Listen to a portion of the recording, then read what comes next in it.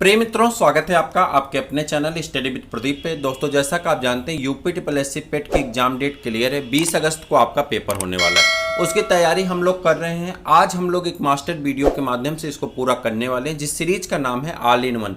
विज्ञान के 3 पार्ट होते हैं, जैसा कि आप जानते हैं, भौतिक विज्ञान, रसायन विज्ञान और जीव विज्ञान, जिसमें से आज हम लोग भौतिक विज्ञान के समस्त प्रश्नों को, जिसे आज तक यूपी ट्रिपल ने पूछा है, यानी यूपी ट्रिपल के गठन से लेकर के और यूपी ट्रिपल की आगे आने वाली परीक्षा पेट तक के बीच में जितने पेपर हुए हैं, उन सभी पेपर में जितने क्वेश्चन पूछे गए भौतिक विज्ञान के, उन सभी प्रश्नों को लेकर के हम आपके बीच में उपस्थित हैं। और हम उम्मीद करते हैं कि आपके एग्जाम में आने वाला प्रश्न यहां से अवश्य मिलेगा। जो भी प्रश्न आपके आएंगे यहां से मिल जाएंगे। इसी प्रकार से आपको रसायन विज्ञान, जीव विज्ञान, भूगोल, इतिहास, अर्थव्यवस्था, ठीक है, आधुनिक भारत का इतिहास, उसके बाद आपका करंट अफेयर्स, उसके बाद मैथ की चैप्टर वाइज सभी क्लासेस इसी तरह से आपको प्रोवाइड करा दी जाएंगी, जिसे आप ऑल इन वन कहते हैं। और हमारा पूरा उद्देश्य है कि हम 15 तारीख से पहले इसे पूरा करा देंगे। आपका मॉडल पेपर चलाया जा रहा है, एक मॉडल पेपर हो गया, एक मॉडल पेपर आज अपलोड किया जाएगा। 15 अगस्त से पहले 25 मॉडल पेपर चलाए जाएंगे, जो कि आपके लिए निःशुल्क है। तो आप चैनल को सब्सक्राइब कर लीजिए, अपने दोस्तों को शेयर कर दीजिए, साथ में करते रहिए। चलिए स्टार्ट करते हैं। पहला क्वेश्चन आपके सामने स्क्रीन पे। तो भौतिक विज्ञान को आज रखा गया इस सेगमेंट में, और इसके एक एक प्रश्न को विथ व्याख्या हम करते हुए आगे बढ़ेंगे, ठीक है। माप इकाइयों में सीजीएस प्रणाली की निम्नलिखित में से क्या परिभाषा है? कह रहा है सीजीएस प्रणाली की क्या परिभाषा है। तो सीजीएस को आप क्या कहते हैं? देखिए यहीं पे है, यहां पे अगर आप देखेंगे तो सीजीएस को क्या कहते हैं? सेंटीमीटर, जी से ग्राम, यस से सेकंड, सेंटीमीटर ग्राम सेकंड, यानी centimetre gram second, centimetre gram second, ठीक है। आपका सीधे सीधे है, तो आप सेंटीमीटर ग्राम सेकंड कहां दिखाई पड़ रहा होगा? बिना कहे आप बता सकते हैं sir option number D the correct answer for that question, ठीक है। तो यहां पर अगर आप देखेंगे, भौतिक राशियों को मापन के लिए 4 अलग अलग विधियां बनाई गई। कितनी विधियां बनाई गई? 4 अलग अलग विधियां बनाई गई हैं। आपसे यहां से एक प्रश्न पूछा ही जाता है। हालांकि आप में पेट में साइंस का पोर्शन कम नंबर के लिए रखा गया है, लेकिन 1-2 प्रश्न तो आएंगे, और प्रश्न को हल्के में लेने से आपका नुकसान हो जाएगा, ठीक है। तो देखते हैं सीजीएस पद्धति। सीजीएस पद्धति को क्या कहते हैं? सेंटीमीटर ग्राम सेकंड कहते हैं। तो आप इसका फुल फॉर्म तो देखिए, एफपीएस यानी पद्धति में क्या होता है? फुट, पाउंड और सेकंड। फुट, पाउंड और सेकंड उसी के नाम में जुड़ा हुआ, देखिए, फुट, पाउंड और सेकंड। यम के एस, यम मतलब मीटर, के से किलोग्राम और यस से सेकंड, ठीक है। एसआई पद्धति, जिसमें 7 अलग अलग मूल मात्रक हैं। एसआई पद्धति में कितने? 7 मूल मात्रक हैं, metre, kilogram, second, kelvin, ampere, candela और मोल। एवं 2 संपूरक मात्रक हैं, रेडियन तथा स्टेरेडियन। जी हाँ, मैं आपसे कह रहा हूं एसआई पद्धति में कितने मात्रक होते हैं? तो आप कहेंगे 7 मूल मात्रक होते हैं और 2 संपूरक मात्रक होते हैं। 7 मूल मात्रक में आपका आ जाता है मीटर है, किलोग्राम है, सेकंड है, केल्विन है, एम्पियर है, कैंडला है और मोल है। जैसे ही आप उसके बाद आगे बढ़ते हैं, आप कहेंगे पूरक मात्रक में या संपूरक मात्रक में आपका 2 आता है, और उन दोनों के नाम आपके इस प्रकार हैं, रेडियन और स्टेरेडियन। क्लियर हो गया? चलिए, प्रतिबल यानी स्ट्रेस की एसआई इकाई क्या होती? स्ट्रेस की इकाई, एसआई इकाई क्या होती? स्ट्रेस की एसआई मात्रक क्या होगा? आप ही बताइए। तो आप कहेंगे पास्कल होता। प्रतिबल का क्या होता है? पास्कल होता है। याद रखेंगे क्या होता है? पास्कल होता है, ठीक है। जब किसी पिंड पर किसी विरूपक बल लगाया जाता है, कह रहा कोई पिंड है, सपोज करते हैं यहाँ पे एक पिंड है और इस पिंड पे कोई बल लग रहा है, कोई धक्का दे रहा है। बल क्या होता है? या तो किसी वस्तु को धक्का दो या तो किसी वस्तु को अपनी तरफ खींचो। इसमें किया गया कार्य क्या होता है? बल कहलाता है, ठीक है। तो उसमें एक प्रत्यानयन बल विकसित हो जाता है। यह प्रत्यानयन बल मान जो प्रत्यारोपित बल के बराबर या दिशा में उसके विपरीत होता है, एकांक क्षेत्रफल पर लगने वाले प्रत्यानयन बल को प्रतिबल कहते हैं। क्या कहते हैं? एकांक क्षेत्रफल पर लगने वाले प्रत्यानयन बल को क्या कहते हैं? प्रतिबल कहते हैं। प्रतिबल इक्वल टू होता है फोर्स अपॉन एरिया। क्या होता है? Force upon area. तो फोर्स क्या हो जाएगा? एफ, और एरिया का क्या हो जाता है? ए, यानी एफ अपॉन ए। अब इसका अगर आपसे मात्रक पूछा जाए, देखिए यूपी ट्रिपल का पेपर इतना हल्का भी नहीं होगा जितना हल्का आपसे लोग बता रहे हैं, ठीक है। हल्के में लेंगे तो आपका नुकसान होगा, और मेरिट अच्छी खासी आपको लानी होगी चारों तरफ से। आपके ऊपर पूरा प्रेशर है। 20 दिन बचे हुए हैं, 20 दिन भी नहीं, आज आपकी 1 तारीख समाप्त होने जा रही है, आपके पास 19 दिन है। तो जितना ज़्यादा फोकस कर सकते हैं हर एक चीज़ों पे करिए। देखिए इस समय आप कोई स्पेशल बुक अगर पढ़ने बैठ जाना, मुझे क्या है, मुझे तो क्लास चलानी, मैं स्पेशल बुक कह दूँ मैं रोज 4 घंटे की क्लास चलाऊंगा, स्पेशल साइंस पढ़ो, भाई 5 नंबर आएंगे, ठीक है। तो आप क्वेश्चन आंसर सॉल्व करिए। अच्छा, ऐसे भी क्वेश्चन मत लेके आ जाइए कि जो आपके टीचटी का हो, पीएचडी का हो। बहुत सारे इंस्टीट्यूट में देख रहा हूँ ऐसे क्वेश्चन लिख चले हैं, तो ऐसे क्वेश्चन की भी आवश्यकता नहीं है। उसमें लिखा गया है कि हाई स्कूल स्तर का आपके पास ज्ञान होना चाहिए, जितना कि आपसे एक विशिष्ट ज्ञानी व्यक्ति से या ज्ञान वाले व्यक्ति से, शिक्षित व्यक्ति से उम्मीद की जाती है। तो बहुत ज़्यादा आपको डेप्थ तक नहीं पढ़ना है, लेकिन फ्रंट की चीज़ें आपको छोड़नी भी नहीं है, ठीक है, नहीं तो आपका नुकसान हो जाएगा। तो यहाँ देखिए आपसे पूछा जाता है कि इसका मात्रक क्या होगा, न्यूटन मीटर स्क्वायर हो सकता है। इसका मात्रक क्या होता है, न्यूटन मीटर स्क्वायर होता है, ठीक है, माइनस में होता है, माइनस में। तथा बीमी सूत्र क्या होता है, यम यल -1 t-2 होता है। एक पास्कल संकेत पीए होता है पास्कल का, बराबर होता है 1 न्यूटन पर मीटर माइनस स्क्वायर के बराबर होता है कितना, 1 न्यूटन मीटर स्क्वायर के बराबर होता है कितना, 1 न्यूटन मीटर माइनस स्क्वायर के बराबर होता है 1 पास्कल बराबर, ठीक है। तो ये याद रखिएगा, ठीक है, आपसे बीमा उमा नहीं पूछा जाता, ठीक है, ये याद रखिएगा। चलिए आगे, निम्नलिखित में से किस यंत्र का उपयोग अवशोषित या विकसित ऊष्मा को मापने के लिए किया जाता है।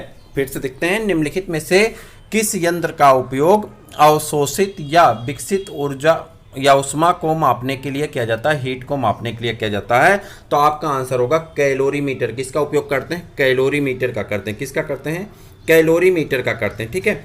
आगे आ जाते हैं, अगला क्वेश्चन आपका इस प्रकार है, यहाँ पे आ जाते हैं। अवशोषित या विकसित ऊष्मा को, अवशोषित मतलब जो एब्जॉर्ब कर ली गई, सोख ली गई, ठीक है। जैसे आप भोजन पकाते हैं, जब भोजन पकाते हैं तो आपका जो आग निकलती है, गैस से फ्लेम निकलती है, चूल्हे पकाते हैं, कोयले से जो ऊष्मा निकलती है, उस ऊष्मा को क्या करता है, आपकी आलू है, सब्जी है, रोटी है, वो एब्जॉर्ब कर लेती, सोख लेती, जिससे क्या होता है, वो पक जाता है, ठीक। या विकसित ऊष्मा को मापने के लिए कैलोरीमीटर का उपकरण बनाया जाता है। कौन सा उपकरण है, कैलोरीमीटर का उपकरण का उपयोग किया जाता है। समय की एसआई इकाई क्या होती, समय की एसआई इकाई सेकंड होती है। एक क्या होता है, सेकंड से मिलकर के क्या बनता है, मिनट, और मिनट से क्या बनता है, घंटा, और घंटे से क्या बनता है, बताइए, घंटे से क्या बनता है, घंटे से आपका बनता है दिन, और दिन से क्या बनता है, सप्ताह, सप्ताह से क्या बनता है, महीना, महीना से क्या बनता है, वर्ष, और वर्ष से फिर आगे बहुत कुछ बनता है, ठीक है। तो यहीं पे छोड़ दीजिए वर्ष में, ठीक है। तो सेकंड आपका क्या है, यहाँ पे एसआई यूनिट है।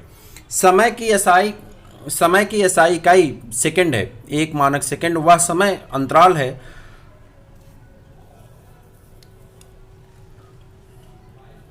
जिसमें परमाणु घड़ी में सीजियम 133 पर परमाणु 9, 19, 26, 31, 770 बार कंपन करता है। आपको बस कुछ नहीं बताना है, बस इकाई बताना है, बस उतना याद रखिए।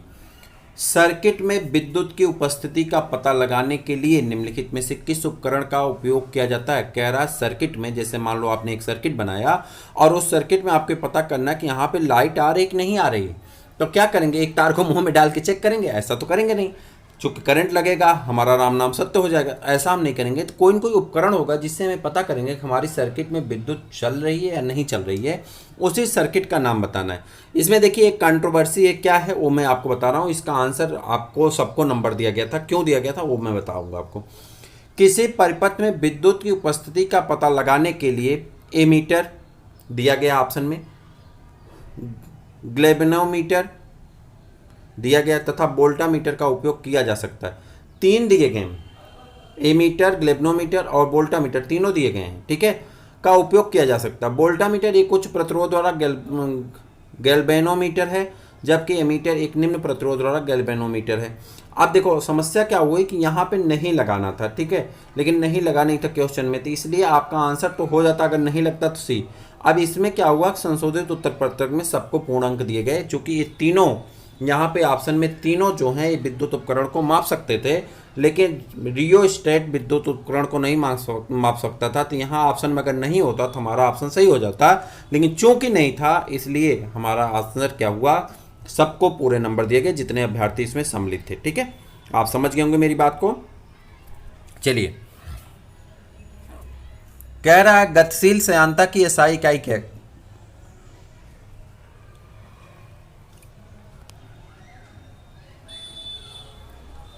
न्यूटन सेकेंड प्रति मीटर वर्ग जो है ये गतिशील श्यानता की एसआई है, एसआई इकाई है। क्या है, न्यूटन सेकेंड प्रति मीटर जो है यह गतिशील श्यानता की क्या है, एसआई का मात्रक है या एसआई है। चलिए आगे बढ़ जाते हैं। संयांता द्रव का वह गुण है जिसके कारण वह अपने विभिन्न परतों के बीच होने वाली उनकी आपेक्षिक गति का विरोध करता है। संयांता केवल द्रव्यों तथा गैसों में होती है। संयांता कहाँ होती है, आपसे पूछा जा सकता है। संयांता कहाँ होती है, द्रव्यों और गैसों में होती है, ठोस में नहीं होती। इसका मात्रक पास्कल सेकंड होता है। क्या होता है, पास्कल सेकंड होता है। जबकि गतिशील संयांता का मात्रक न्यूटन सेकंड वर्ग मीटर होता है।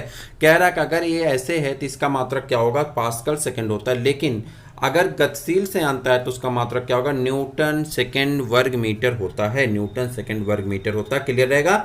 चलिए गलत नहीं करेंगे, अगर आगे एग्जाम में तो इसे सही करके आएंगे।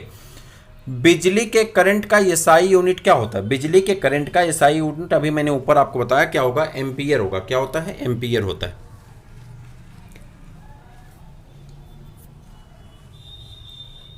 एम्पियर विद्युत की धारा बिजली के करंट की एसआई यूनिट है। जब एक कूलाम का विद्युतावेश सेकंड प्रवाहित होता है तो उसे एक एम्पियर कहा जाता है। शक्ति का मात्रक वाट होता है। शक्ति का मात्रक क्या होता है, वाट होता है। शक्ति का मात्रक क्या होता है, वाट। विद्युत विभव का मात्रक क्या होता है, वोल्ट होता है। और जो तीव्रता का मात्रक क्या होता है, कैंडिला होता है। जो तीव्रता का मात्रक क्या होता है, कैंडिला होता है। क्लियर है। चलिए आगे बढ़ जाते हैं। दबाव का एसआई यूनिट क्या होता है। दबाव को एसआई यूनिट में क्या कहते हैं, पास्कल कहते हैं। दबाव की एसआई यूनिट क्या होती है, पास्कल होती है। क्या होती है, पास्कल होती है। आगे बढ़ते हैं। किसी सतह के एकांक क्षेत्रफल पर लगने वाले बल को दाब कहते हैं। दाब का मात्रक यम के यस पद्धति में न्यूटन पर वर्ग मीटर होता है, जिससे वस्तु का क्षेत्रफल जितना कम होता है वह किसी सतह पर उतना ही दाब अधिक डालती है। दाब बराबर होता है लंबवत बल बटे पृष्ठीय क्षेत्रफल, यानी एसआई पद्धति में दाब का मात्रक पास्कल होता है। एसआई पद्धति में दाब का मात्रक क्या होता है, पास्कल होता है। क्या होता है, पास्कल होता है। पास्कल इकाई है। पास्कल किसकी इकाई है, तो आप कहेंगे पास्कल इकाई है किसकी, दाब की। पास्कल किसकी इकाई है, दाब की इकाई है। किसकी इकाई है, दाब की इकाई है। आयतन की एसआई इकाई क्या होती है। आयतन की एसआई इकाई क्या होती है, तो आप बताएंगे आयतन की एसआई इकाई क्या होती है, घन मीटर होती है। क्या होती है, घन मीटर होती है। ठीक है। आयतन की एसआई इकाई घन मीटर होती है, जिसमें सभी पदार्थ स्थान घेरते हैं। घेरे गए स्थान की मात्रा के माप क्या कहलाता है, आयतन कहलाता है। घेरे गए स्थान के माप को क्या कहते हैं, आयतन कहते हैं। मैं आपको बता दूं कि चैनल आपके लिए बहुत जल्दी हिंदी की और जीएस की क्लास स्टार्ट करने चल रहा है। खास करके उसका लक्ष्य रखा गया है, आपका 20 अगस्त को इसका पेपर होगा। इसके बाद ये क्लासेस स्टार्ट होंगी 21 या 22 अगस्त से। ठीक है। और उसका लक्ष्य रखा गया लेखपाल और आपका फॉरेस्ट गार्ड। लेखपाल और फॉरेस्ट गार्ड की दृष्टि से हिंदी और जीएस की क्लासेस चैनल के द्वारा आपको मुफ्त में दी जाएंगी। आप चैनल को सब्सक्राइब करें, अपने दोस्तों को भी रिकमेंड करें और जल्दी से संख्या बढ़ाएं, जिससे आपको ज़्यादा से ज़्यादा क्लासेस प्रोवाइड कराई जाएं जो आपके लिए हितकर हों और लाभदायक हों। ठीक है। चलिए, रेडियो धर्मिता नापी जाती है।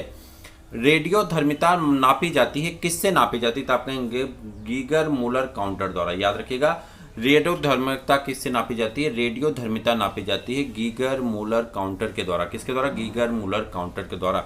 गीगर मूलर काउंटर एक यंत्र है जो आयनकारी विकिरण की मात्रा यानी रेडियो धर्मिता को नापता है। बैरोमीटर से वायुदाब के दबाव को मापा जाता है। कैलोरीमीटर का उपयोग किसमें करते हैं, कैलोरीमीटर का उपयोग जल्दी बता दीजिए। कैलोरीमीटर का उपयोग रासायनिक अपक्रियाओं या भौतिक परिवर्तनों की ऊष्मा नापने या ऊष्माधारिता नापने के लिए किया जाता है।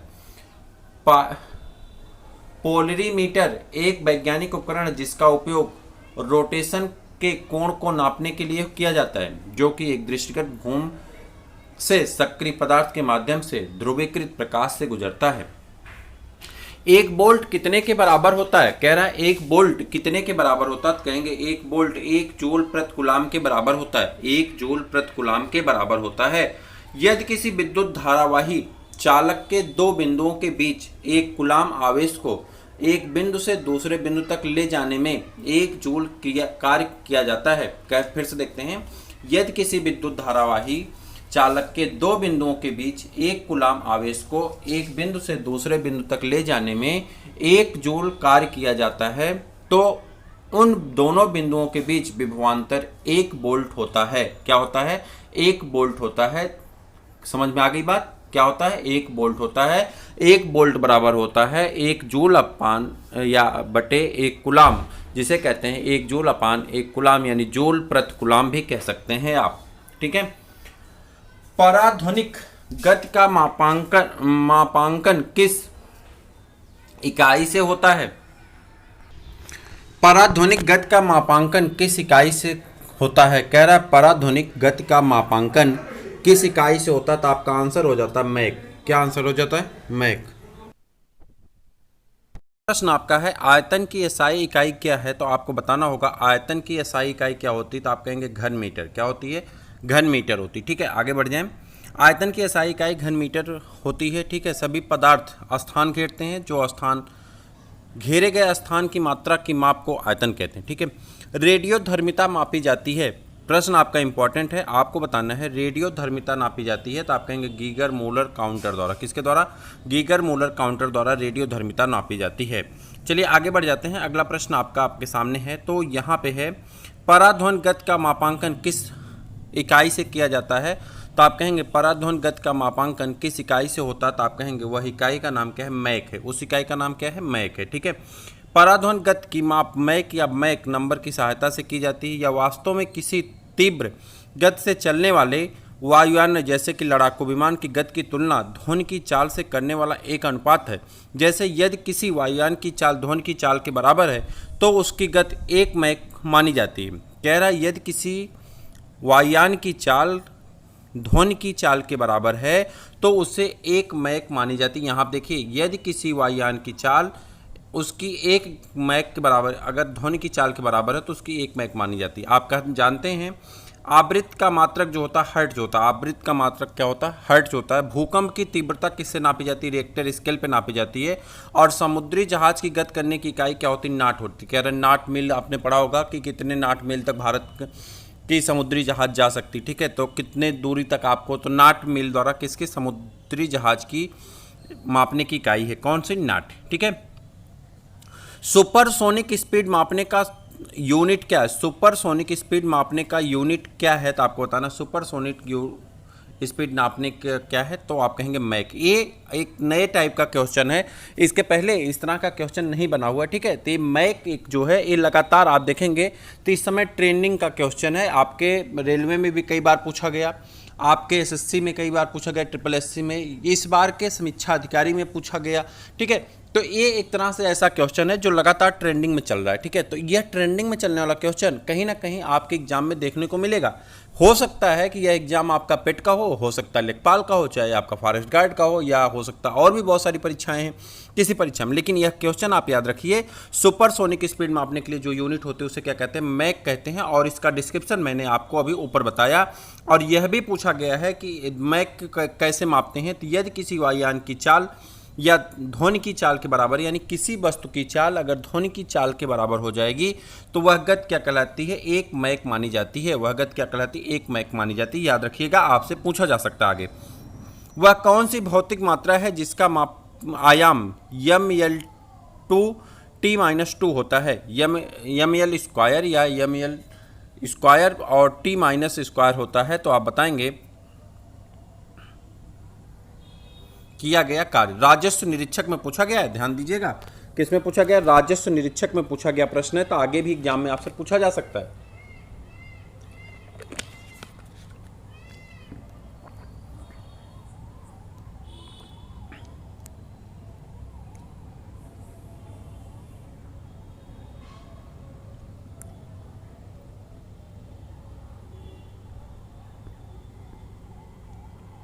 चलिए, गागर की गहराई को नापने के लिए कौन सा उपकरण इस्तेमाल में लाया जाता है? सागर की गहराई को नापने के लिए कौन सा उपकरण इस्तेमाल में लाया जाता है, आपको बताना है। सागर की गहराई नापने के लिए किसका उपयोग करते हैं, तो आप कहेंगे फेदोमीटर का उपयोग करते हैं। किसका उपयोग करते हैं? फेदोमीटर का उपयोग करते हैं। फेदोमीटर नामक यंत्र का उपयोग सागर की गहराई नापने हेतु किया जाता है। यूडियोमीटर से गैसों के बीच रासायनिक अपक्रियाओं की मात्रा परिवर्तन को नापा जाता है। देखिए यहाँ पे ध्यान दीजिएगा, यूडियोमीटर से गैसों के बीच रासायनिक अपक्रिया की मात्रा परिवर्तन को नापा जाता है। ध्यान से दीजिएगा, यूडियोमीटर क्या होता है, यह भी आपका क्वेश्चन लगातार आरआरबी मतलब रेलवे में पूछा गया। तो याद रखिएगा, हो सकता है कि ट्रिपल सी वहीं से उठाए आपका पेपर। तो यूडियोमीटर से गैसों के बीच रासायनिक अपक्रियाओं की मात्रा परिवर्तन को मापा जाता है। याद रखिएगा, आपके लिए इंपॉर्टेंट क्वेश्चन है। पेरिस को प्रत्यक्ष दृष्टि रेखा में न आने वाली वस्तुओं को देखने के लिए ऑप्टिकल उपकरण है। ठीक है। विद्युत परिपथ को नापने के लिए निम्नलिखित किस उपकरण का इस्तेमाल किया जाता है? कह रहा है विद्युत परिपथ को अगर हम नापना चाहते हैं तो किसका इस्तेमाल करते हैं? तो आप कहेंगे ओम मीटर का। किसका उपयोग करते हैं? ओम मीटर का उपयोग करते हैं। ओम मीटर एक विद्युत उपकरण है जिसका उपयोग विद्युत प्रतिरोध को मापने में किया जाता है। ओम मापी जो अत्यंत कम प्रतिरोध मापने हेतु प्रयुक्त किए जाते हैं उन्हें माइक्रो ओम मीटर कहते हैं, और जिनका उपयोग बहुत अधिक प्रतिरोध को मापने के लिए किया जाता है उसे मेगा ओम मीटर या मेगर कहा जाता है। भूकंप को रिकॉर्ड करने के लिए, ध्यान से देखिएगा, भूकंप को रिकॉर्ड करने के लिए निम्नलिखित में से किस उपकरण का इस्तेमाल किया जाता है? भूकंप को रिकॉर्ड करने के लिए सेस्मोग्राफ को रिकॉर्ड किया जाता है। किसका रिकॉर्ड करने के लिए किसका उपयोग करते हैं? सेस्मोग्राफ का। सेस्मोग्राफ भूकंपी तीव्रता को मापने वाला यंत्र है। रिएक्टर स्केल भूकंप की तीव्रता परिणाम को मापने का एक पैमाना है। यह एक लघुगणकीय स्केल है जिसका 1 से 9 तक बराबर भाग में बटा होता है। रिएक्टर स्केल के प्रत्येक भाग की संख्या अपने ठीक पीछे वाली संख्या से 10 गुना परिणाम को बनाती है। कितना बताती है? 10 गुना अधिक परिणाम को बताती है। ठीक है, आगे बढ़ जाते हैं। अगला प्रश्न आपका आ जाता है, यहाँ पे आपका प्रश्न दिया गया है, तो चलिए आंसर बताइए। विद्युत वाहक बल को मापने के लिए निम्नलिखित में से किस उपकरण का इस्तेमाल किया जाता है? फिर से प्रश्न को देखते हैं एक बार। विद्युत वाहक बल को मापने के लिए निम्नलिखित में से किस उपकरण का इस्तेमाल किया जाता है? आप आंसर बताएंगे तो आप कहेंगे पोटेंशियोमीटर का। किसका उपयोग करते हैं? पोटेंशियोमीटर का उपयोग करते हैं। किसका उपयोग? पोटेंशियोमीटर का उपयोग करते हैं। विद्युत वाहक बल का मापन पोटेंशियोमीटर द्वारा किया जाता है। इस उपकरण के द्वारा दो सेलों के विद्युत वाहक बल की तुलना की जा सकती है तथा सेल के आंतरिक प्रतिरोध का भी माप किया जा सकता है। बार किसकी इकाई है? बार किसकी इकाई है? तो आप कहेंगे वायुमंडलीय दाब की। किसकी? बार किसकी इकाई है? वायुमंडलीय दबाव की। किसकी इकाई है? वायुमंडलीय दबाव की।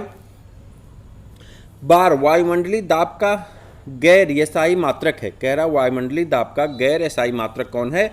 वार है। ठीक है, बार क्या है? वायुमंडलीय दाब का गैर एसआई मात्रक है।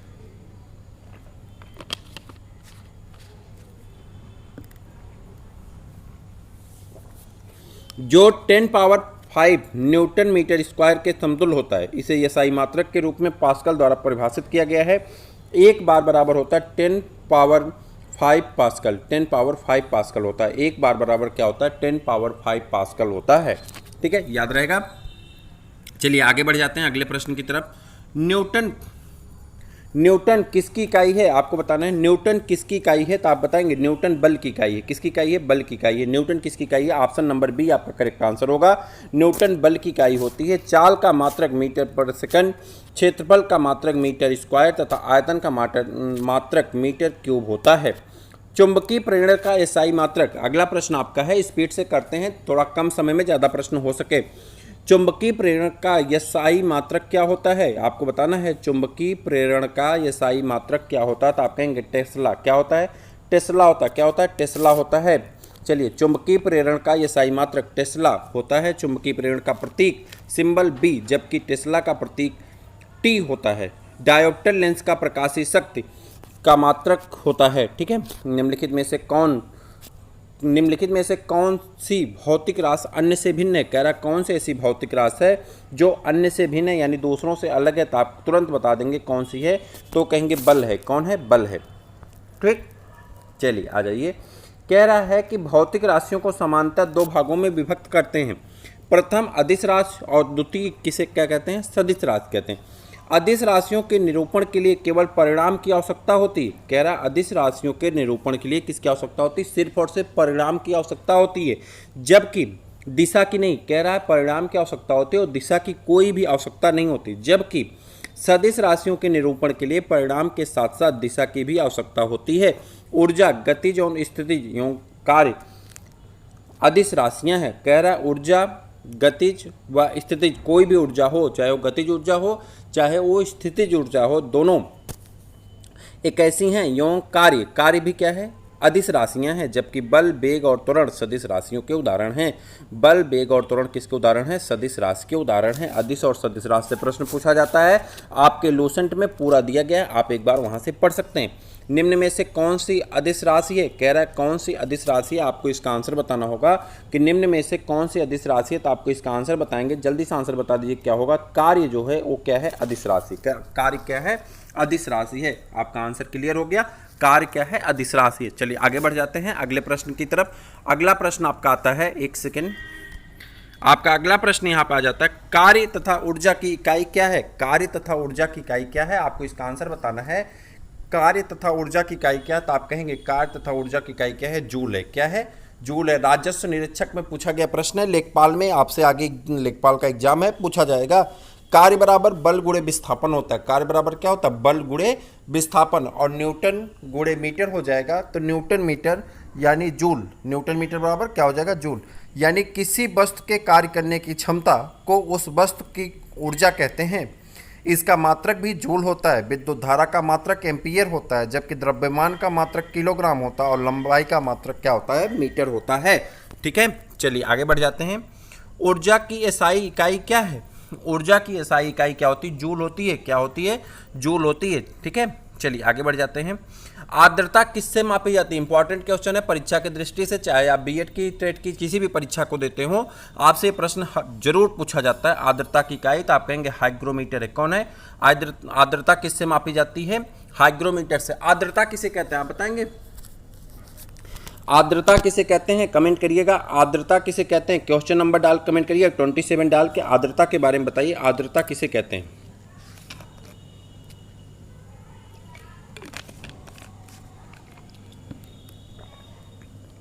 हवा में उपस्थित जल की मात्रा को क्या कहते हैं, आर्द्रता कहते हैं। ठीक है, हवा में आर्द्रता मापने के लिए हाइग्रोमीटर का प्रयोग किया जाता है। हाइड्रोमीटर द्रवों जल के तुलनात्मक घनत्व के मापन के लिए प्रयोग में आने वाला यंत्र है।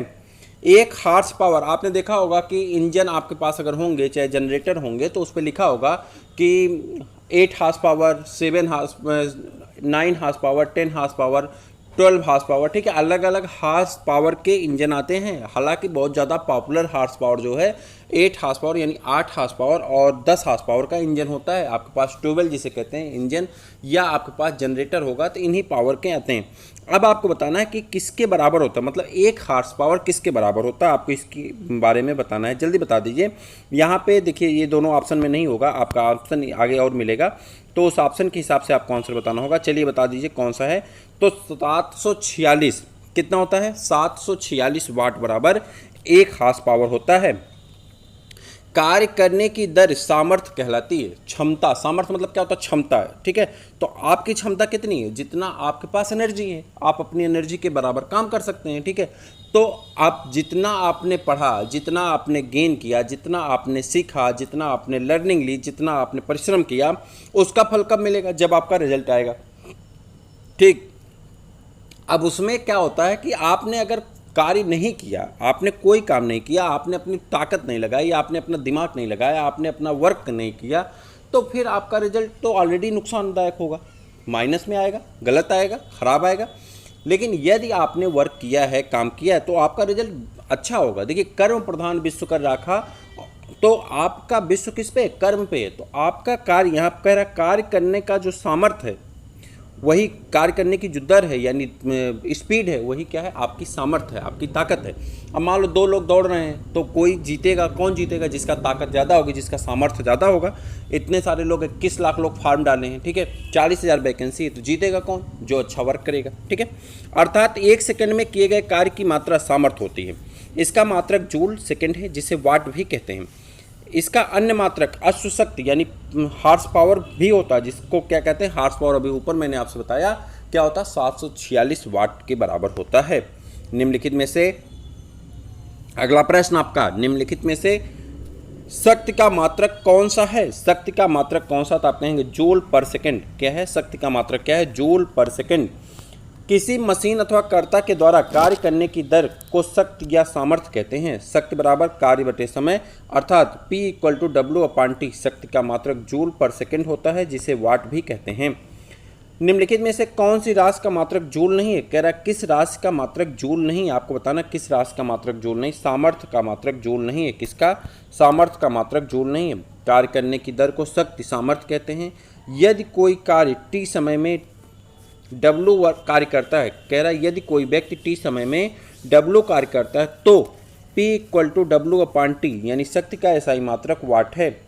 1 वाट घंटा किसके बराबर होता है? कह रहा है 1 वाट घंटा किसके बराबर होता है, आपको बताना है 1 वाट घंटा किसके बराबर होता है। तो आप कहेंगे 3600 जूल के। किसके बराबर होता है? 3600 जूल के बराबर होता है। किसके बराबर होता है? 3600 जूल के बराबर होता है। 1 किलो वाट बराबर 1000 वाट। 1 अश्वशक्ति बराबर 746 वाट।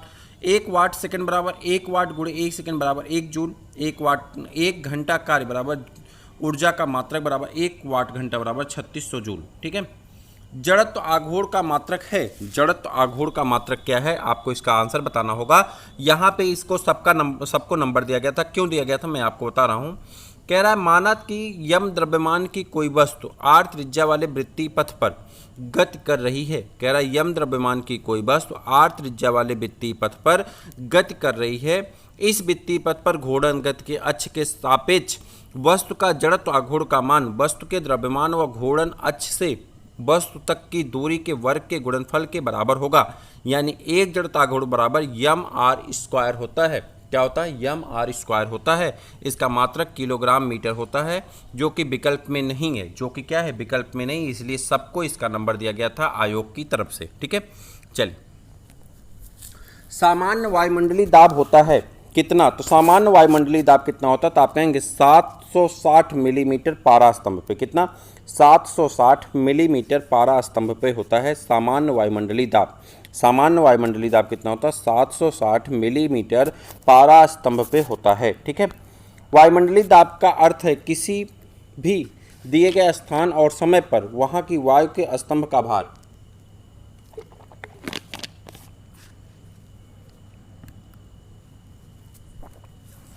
वायुमंडलीय दाब को बैरोमीटर की सहायता से मापा जाता है।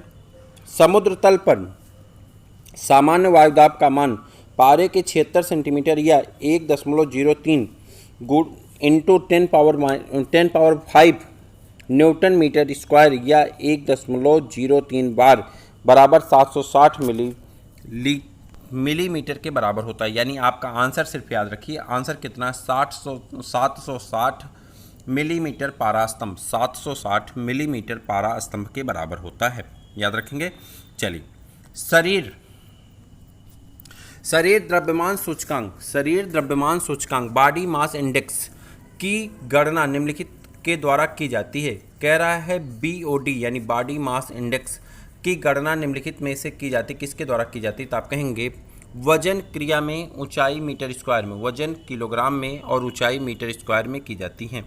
किसी व्यक्ति के शरीर द्रव्यमान सूचकांक का गणना करने के लिए उस व्यक्ति के वजन किलोग्राम को उसके ऊंचाई मीटर स्क्वायर से विभाजित कर देते हैं तो उसका सूचकांक द्रव्यमान सूचकांक निकल आता है वजन किलोग्राम में और लंबाई मीटर स्क्वायर में। अगला चैप्टर जो आपका रखा गया है जहां से आपके क्वेश्चन है, टोटल 25 PDF है और 25 PDF में आपके पूरे फिजिक्स के सभी क्वेश्चन को समाहित कर लिया गया है। UPSSC के गठन से लेकर के और आज तक होने वाली सभी परीक्षाओं के सभी क्वेश्चन और वित्त व्याख्या आपके यहाँ पे मिल रहे हैं। इसी तरह से ना सिर्फ आपके फिजिक्स के साथ केमिस्ट्री, बायोलॉजी, बल्कि उसी के साथ आपके इतिहास, भूगोल, संविधान और उसके बाद करंट अफेयर्स और मैथ की भी क्लासेस आपको प्रदान की जाएंगी। ठीक है। चलिए आगे बढ़ जाते हैं। यांत्रिकी की बात कर रहे थे हम लोग। निम्नलिखित में से कौन सा विकल्प क्लास द्वितीय लीवर का उदाहरण है, यानी द्वितीय लीवर का उदाहरण है? तो इसके बारे में आप बताएंगे व्हील बैरो। क्या है? व्हील बैरो। ठीक है। आगे बढ़ते हैं। व्हील बैरो, सरौता, नट क्रैकर आज द्वितीय श्रेणी के लीवर के उदाहरण हैं। द्वितीय श्रेणी के लीवर वे लीवर होते हैं जिनमें भार मध्य में और आयास और आलंब किनारे किनारे पे होते हैं। भार क्या होता है? मध्य में होता है और आयास और आलंब कहाँ होते हैं? किनारे किनारे। जैसे सरौता आपने देखा तो सरौता में क्या हुआ कि एकदम पीछे उसका क्या लगा? नट लगा हुआ है। ठीक। और आगे से उसको दबाते हैं, लेकिन काम करने वाली जो इकाई है वो कहाँ है? बीच में है। काम करने वाली इकाई कहाँ पे है? बीच में है। ऐसी चीज़ों को उसी तरह से नट क्रैकर है, उसी तरह से नींबू निचोड़ने की मशीन है, ये सब किस में आते हैं? द्वितीय श्रेणी के लीवर में आते हैं, यानी बीच में होगा तो द्वितीय श्रेणी, बीच में होगा तो द्वितीय। नींबू निचोड़ने की मशीन, देखो फिर वही क्वेश्चन आपका रिपीट कर लिया गया, तो आप कहेंगे द्वितीय श्रेणी का क्या है, लीवर है। क्या है? द्वितीय श्रेणी का लीवर है। क्या है? द्वितीय श्रेणी का लीवर है। ठीक है, चलिए कैसा है द्वितीय श्रेणी का लीवर, देखिए आंसर देख लीजिए। आयास, आलंब, आयास तथा भार कि एक दूसरे के सापेक्ष स्थितियों के कारण उत्तोलक 3 प्रकार के होते हैं। उत्तोलक कितने प्रकार के होते हैं? 3 प्रकार के हो जाते हैं। प्रथम श्रेणी के उत्तोलक, द्वितीय श्रेणी के उत्तोलक और तृतीय श्रेणी के उत्तोलक। बात करते हैं प्रथम श्रेणी के उत्तोलक के। प्रथम वर्ग के उत्तोलक की अगर हम बात करें, आलंब, आयास तथा भार, आलंब, आयास तथा भार के मध्य में स्थित होता। कौन? आलंब। आलंब जो होता है आयास और भार के क्या होता है? मध्य में स्थित होता है। ठीक, बात समझ में आई। इसका यांत्रिक लाभ 1 से अधिक या 1 के बराबर तथा 1 से कम भी हो सकता है। याद रखिएगा, प्रथम श्रेणी का जो उत्तोलक होता है इसका जो यांत्रिक लाभ होता है 1 से ज़्यादा भी हो सकता है, 1 से कम भी हो सकता है और 1 के बराबर भी हो सकता है। उदाहरण के लिए आप कैंची ले सकते हैं। क्या ले सकते हैं? कैंची, फ्लाइपर, शीशा, झूला आदि। द्वितीय श्रेणी के उत्तोलक की अगर हम बात करें तो कह रहा है कि आलंब तथा आयास के बीच में भार होता है। जैसा मैंने आपको बताया कि काम करने वाली इकाई कहाँ पे? बीच में है। तो इसमें आपका कौन हो जाता है? इसका यांत्रिक लाभ सदैव 1 से अधिक होता है। किसका? द्वितीय का 1 से अधिक होगा। उदाहरण सरौता, नींबू निचोड़ने की मशीन, एक पहिए के कूड़ा धोने वाली गाड़ी इत्यादि। तृतीय वर्ग के उत्तोलक में आलंब और भार के मध्य आयास होता है। इसका यांत्रिक लाभ सदैव 1 से कम होता है। उदाहरण जैसे चिमटा, किसान का हल, मनुष्य का हाथ, ये सब किसके? अब मनुष्य का हाथ कई बार पूछा जाता है, आप याद रखेंगे तृतीय श्रेणी के उत्तोलक का उदाहरण है। चलें आगे। किसी वस्तु का भार उस समय न्यूनतम होता है जब उसे रखा जाए कहाँ पे? तो आप कहेंगे पृथ्वी के केंद्र पे। कहाँ रखा जाए? पृथ्वी के केंद्र पे। कह रहा है किसी वस्तु का भार वह बल है जिससे पृथ्वी उसे अपनी ओर आकर्षित करती है, यानी खींचती है। ठीक है, तो यह भार वस्तु के द्रव्यमान और गुरुत्वीय त्वरण के गुणनफल के बराबर होता है। वस्तु का भार भिन्न भिन्न स्थानों पर भिन्न भिन्न हो सकता है, किंतु द्रव्यमान स्थिर रहता है। किसी वस्तु का भार विषुवत रेखा पर न्यूनतम तथा ध्रुवों पर अधिकतम होता है। पृथ्वी के केंद्र पर वस्तु का भार शून्य होता है, जो विषुवत रेखा पर वस्तु के भार की तुलना में कम है। अतः इस प्रश्न का अभीष्ट उत्तर क्या होगा? डी होगा आपका। ठीक, जी का मान न्यूनतम होता है। जी का मान न्यूनतम क्या हो, कहाँ पे होगा? तो आप कहेंगे जी का मान न्यूनतम होता है विषुवत रेखा पर। यह प्रश्न भी आपके ट्रेंड में रहा है, बहुत बार पूछा गया है, पूछा जाएगा भी। जी का मान न्यूनतम होता है तो आप कहेंगे विषुवत रेखा पर। कहाँ पे होता है? विषुवत रेखा पर होता है।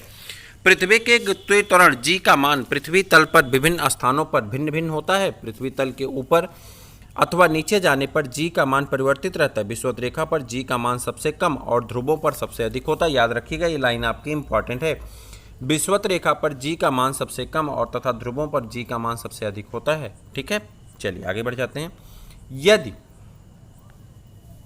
यदि यम द्रव्यमान का एक प्रोटॉन प्रकाश के वेग के साथ गति करता है, कह रहा है यदि यम द्रव्यमान का एक प्रोटॉन प्रकाश के वेग के साथ गति करता है तो इसका द्रव्यमान होगा, तो इसका द्रव्यमान क्या होगा? अपरिवर्तित रहेगा। इसका द्रव्यमान क्या होगा? अपरिवर्तित रहेगा। कह रहा है कि अगर प्रकाश के वेग के साथ वो गति करता रहेगा तो उसके द्रव्यमान पे कोई भी असर नहीं पड़ेगा और क्या होगा? अपरिवर्तित ही बना रहेगा। क्या होगा? अपरिवर्तित बना रहेगा। डायनमो ऊर्जा परिवर्तित करता है। डायनमो आपने देखा होगा ट्रैक्टर वगैरह में लगाते हैं, डायनमो ऊर्जा परिवर्तित करता है। किसमें? तो फोर व्हीलर में ज़्यादा देखा जाता है। यांत्रिक को विद्युत ऊर्जा में, किसको? यांत्रिक ऊर्जा को विद्युत ऊर्जा में बदलने का काम कौन करता है? डायनमो करता है। डायनमो यांत्रिक ऊर्जा को विद्युत ऊर्जा में परिवर्तित करता है। विद्युत मोटर विद्युत ऊर्जा को यांत्रिक ऊर्जा में, विद्युत मोटर किसको? विद्युत मोटर विद्युत ऊर्जा को यांत्रिक ऊर्जा में, माइक्रोफोन ध्वनि ऊर्जा को विद्युत ऊर्जा में और बैटरी रासायनिक ऊर्जा को विद्युत ऊर्जा में परिवर्तित करने का कार्य करती है। यांत्रिक ऊर्जा को विद्युत ऊर्जा में रूपांतरित करने के लिए किसका प्रयोग किया जाता है? तो यांत्रिक ऊर्जा को विद्युत ऊर्जा में बदलना होगा तो हम किसका उपयोग करेंगे? डायनमो का उपयोग करते हैं। राजस्व लेखपाल की दूसरी पाली में पूछा गया क्वेश्चन, आपकी परीक्षा की दृष्टि से अत्यंत महत्वपूर्ण। चलिए, रासायनिक ऊर्जा को विद्युत ऊर्जा में रूपांतरित करना है। रासायनिक ऊर्जा को विद्युत ऊर्जा में रूपांतरित करना तो आप कहेंगे संचालक सेल जो होती हैं, जिसे आप चार्जेबल सेल भी कहते हैं, जैसे मोबाइल की बैटरी। ठीक, तो क्या है? रासायनिक ऊर्जा को विद्युत ऊर्जा में रूपांतरित करने का काम करती हैं। चलिए अगला प्रश्न है, नदी का बहता हुआ जल गल गल गल करके बह रही ना। नदी क्या होती है? अपने पिता पर्वत के घर से निकलती। नदी कहाँ से निकलती? पर्वत के घर से। पर्वत क्या है? पुरुष। पर्वत क्या है? पुल्लिंग है। नदी क्या है? स्त्रीलिंग है। और समुद्र क्या है? पुल्लिंग है। तो नदी अपने पिता पर्वत के घर से निकलती है। पर्वत क्या है? पुल्लिंग है। अपने पिता के घर से निकल गई। पिता के घर से निकल के कहाँ जाएगी? अपने शौहर के घर जा रही। शौहर मतलब अपने दूल्हे के घर जा रही, ठीक है, अपने पति के घर पर जा रही है। बीच में आने वाली जितनी बाधाएं हैं सबको तोड़ते फोड़ते फादते कूदते फांदते कहाँ पहुँच रही है? अपने समुद्र के पास पहुँच जाती। कहाँ पे? अपने समुद्र के पास। तो वही कह रहा है, नदी का जो बहता हुआ जल होता है किस प्रकार की ऊर्जा का संवहन करता है। कह रहा है कौन सी ऊर्जा नदी के बहते हुए जल में पाई जाती है। देखिए जब कोई भी वस्तु चल रही होगी तो वहाँ पे गतिज ऊर्जा होगी। कौन सी ऊर्जा होगी? गतिज ऊर्जा। जैसे आप बैठ करके वीडियो देख रहे हैं, वीडियो चल रहा है तो वीडियो में कौन सी ऊर्जा होगी? गतिज ऊर्जा। लेकिन आप बैठे हुए हैं तो आप में कौन सी ऊर्जा होगी? स्थितिज ऊर्जा। कौन सी ऊर्जा? स्थितिज। तो आपका आंसर कौन होगा? गतिज ऊर्जा, ठीक है। कह रहा है गिरता हुआ नारियल, जैसे पेड़ से नारियल गिर रहा है, ठीक। गतिशील कार रोड पे भाग रही है, ठीक। लुढ़कता हुआ पत्थर, उड़ता हुआ हवाई जहाज, बहता हुआ जल, ठीक। बहती हुई हवा, दौड़ता हुआ खिलाड़ी आदि किसके उदाहरण हैं? गतिज ऊर्जा के उदाहरण होते हैं, ठीक है। संक्षेप में किसी वस्तु में उसकी गति के कारण निहित ऊर्जा, कह रहा है जब वो गति कर रही तो उसके कारण निहित ऊर्जा जो होगी वही उसकी क्या कहलाएगी? गतिज ऊर्जा कहलाती है। क्या कहलाती है? गतिज ऊर्जा कहलाती है। काइनेटिक एनर्जी कहते हैं इसे, ठीक है। चलिए निम्नलिखित में से कौन सा उपकरण विद्युत ऊर्जा को यांत्रिक ऊर्जा में बदलता है? कह रहा है विद्युत ऊर्जा को किसमें बदल दिया? यांत्रिक ऊर्जा में बदलने का काम करता है। ऐसा कौन सा उपकरण है तो इसके बारे में आप बता दीजिए। विद्युत ऊर्जा को किसमें बदल दे रहा है? जल्दी बताइए, विद्युत ऊर्जा को किसमें बदल दे रहा है? तो आप कहेंगे विद्युत मोटर ऊर्जा को किसमें बदल देता है? यांत्रिक ऊर्जा में परिवर्तित करने वाला उपकरण है। इलेक्ट्रिक जनरेटर यांत्रिक ऊर्जा को विद्युत ऊर्जा में परिवर्तित करता है। प्रकाश की बात कर रहे थे हम लोग। अगला चैप्टर आपका किससे है? प्रकाश से आपसे प्रश्न पूछे जाते हैं। चलिए प्रकाश यानी लाइट से आपके इंपॉर्टेंट प्रश्नों को हम लोग करते हैं, ठीक है। अब यहाँ पे आप थोड़ा सा निश्चिंत होकर के अपने क्वेश्चन को तेज़ी से आगे बढ़ाएंगे, ठीक है। जितना ज़्यादा क्वेश्चन करेंगे, मैं आपको छोटी सी बात बताऊँ, जितना ज़्यादा आप क्वेश्चन करेंगे उतना ही ज़्यादा आपको लाभ है, ठीक है। इस समय आपके पास 20 दिन में अगर आपको मैं ऑथेंटिक बुक बता दूँ, जैसा मैंने स्टार्टिंग में बताया, तो आप नहीं पढ़ पाएंगे, ठीक है। आप नहीं, मैं खुद नहीं पढ़ पाऊँगा, कोई नहीं पढ़ पाएगा भाई। 20 दिन में आपको इतने सब्जेक्ट पढ़ने, सिलेबस उठा करके देखो तो PCS के बराबर का सिलेबस है, ठीक है। सिलेबस में कोई टॉपिक छोड़ी नहीं गई। चैप्टर के हर एक चैप्टर के नाम लिख दिए। उन देखने में 2 पन्ने का सिलेबस है, लेकिन पन्ने का सिलेबस नहीं है, बहुत ब्रॉड सिलेबस है। उसको कवर करना है। उसको कवर करने के लिए अगर आप बैठ करके ऑथेंटिक बुक पढ़ना शुरू करेंगे ना, बहुत टाइम जाएगी। इसलिए कहते हैं ना कि स्मार्ट वर्क करना सीखो। देखो UPSSC कोशिश करेगा कि जो पेपर हुए वहाँ से पेपर देगा, 90% चांस है। ऐसा इसलिए है कि अगर क्वेश्चन, जैसे देखो बहुत सारे क्वेश्चन ऐसे हैं जिसका विवाद हुआ, विवाद होने के बाद वो क्वेश्चन कहाँ गया होगा? सच है कि कोर्ट में जाएगा। कोर्ट में जाएगा तो सरकार फंसेगी। सरकार फंसेगी। चुनावी साल भैया, ये इसे क्या कहते हैं? सरकार का हनीमून पीरियड कहते हैं। इस जब चुनाव में सरकार जीत के आती उस समय हनीमून पीरियड होता, और जब सरकार जाने लगती ना, सरकार का अंतिम साल होता, तो उस समय फिर जैसे बच्चा हो जाने के बाद प्यार बढ़ जाता ना, वैसे प्यार बढ़ जाता सरकार का जनता के प्रति।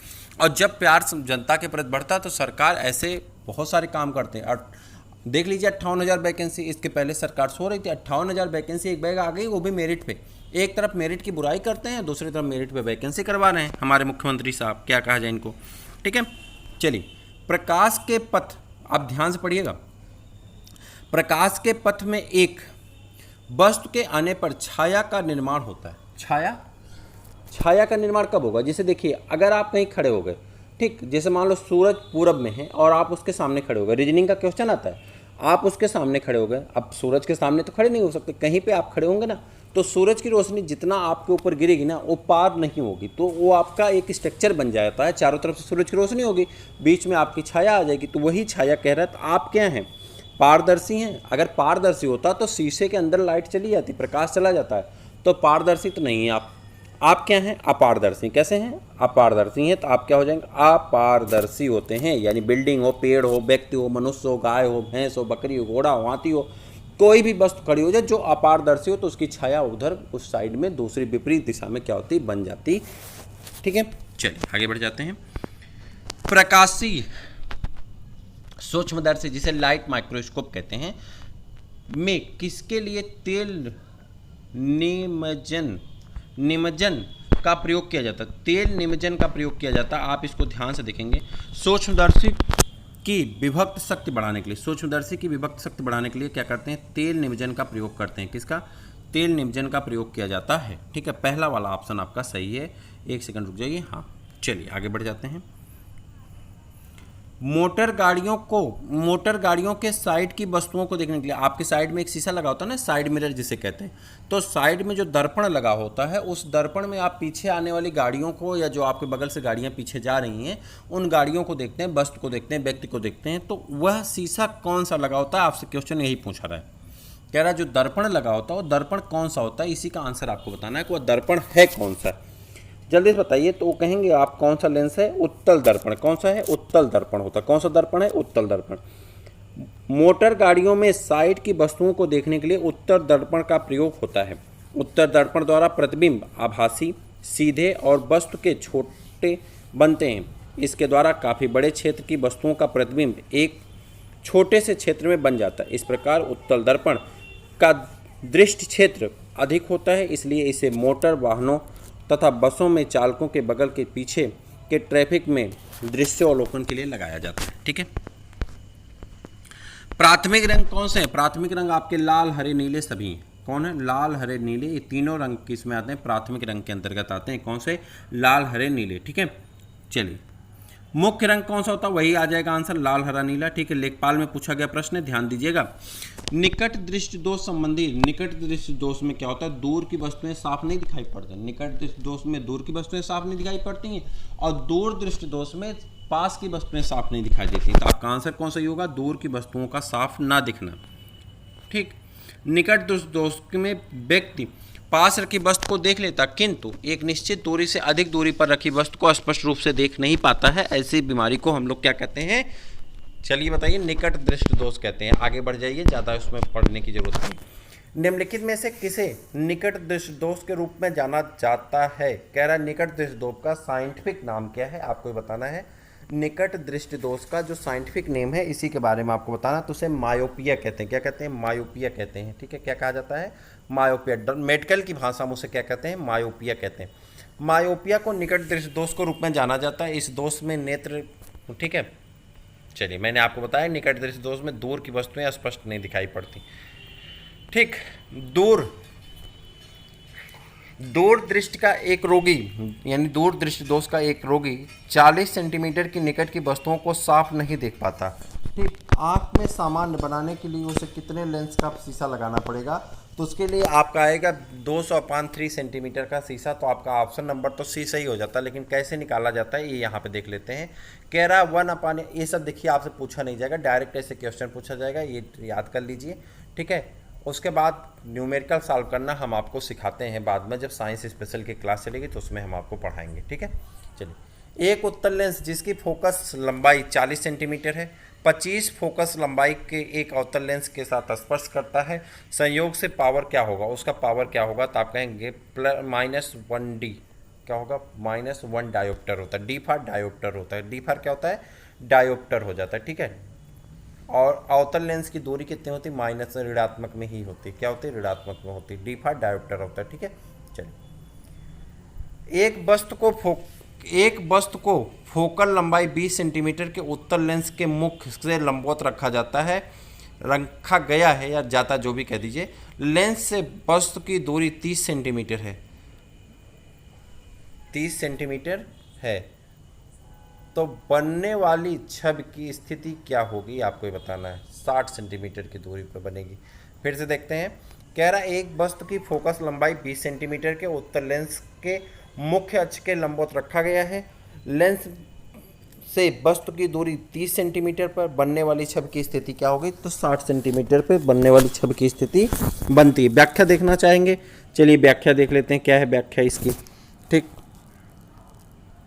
कह रहा है यह फोकस लेंस की दूरी को बताता है। देखिए आप में से जो फिजिक्स के अभ्यर्थी हैं वो तो इसको अच्छी तरह समझ पा रहे हैं, ठीक है, जो साइंस ग्रुप के हैं, लेकिन जो आर्ट ग्रुप वाले हैं उनके लिए एक कठिन हो जाएगा, ठीक है।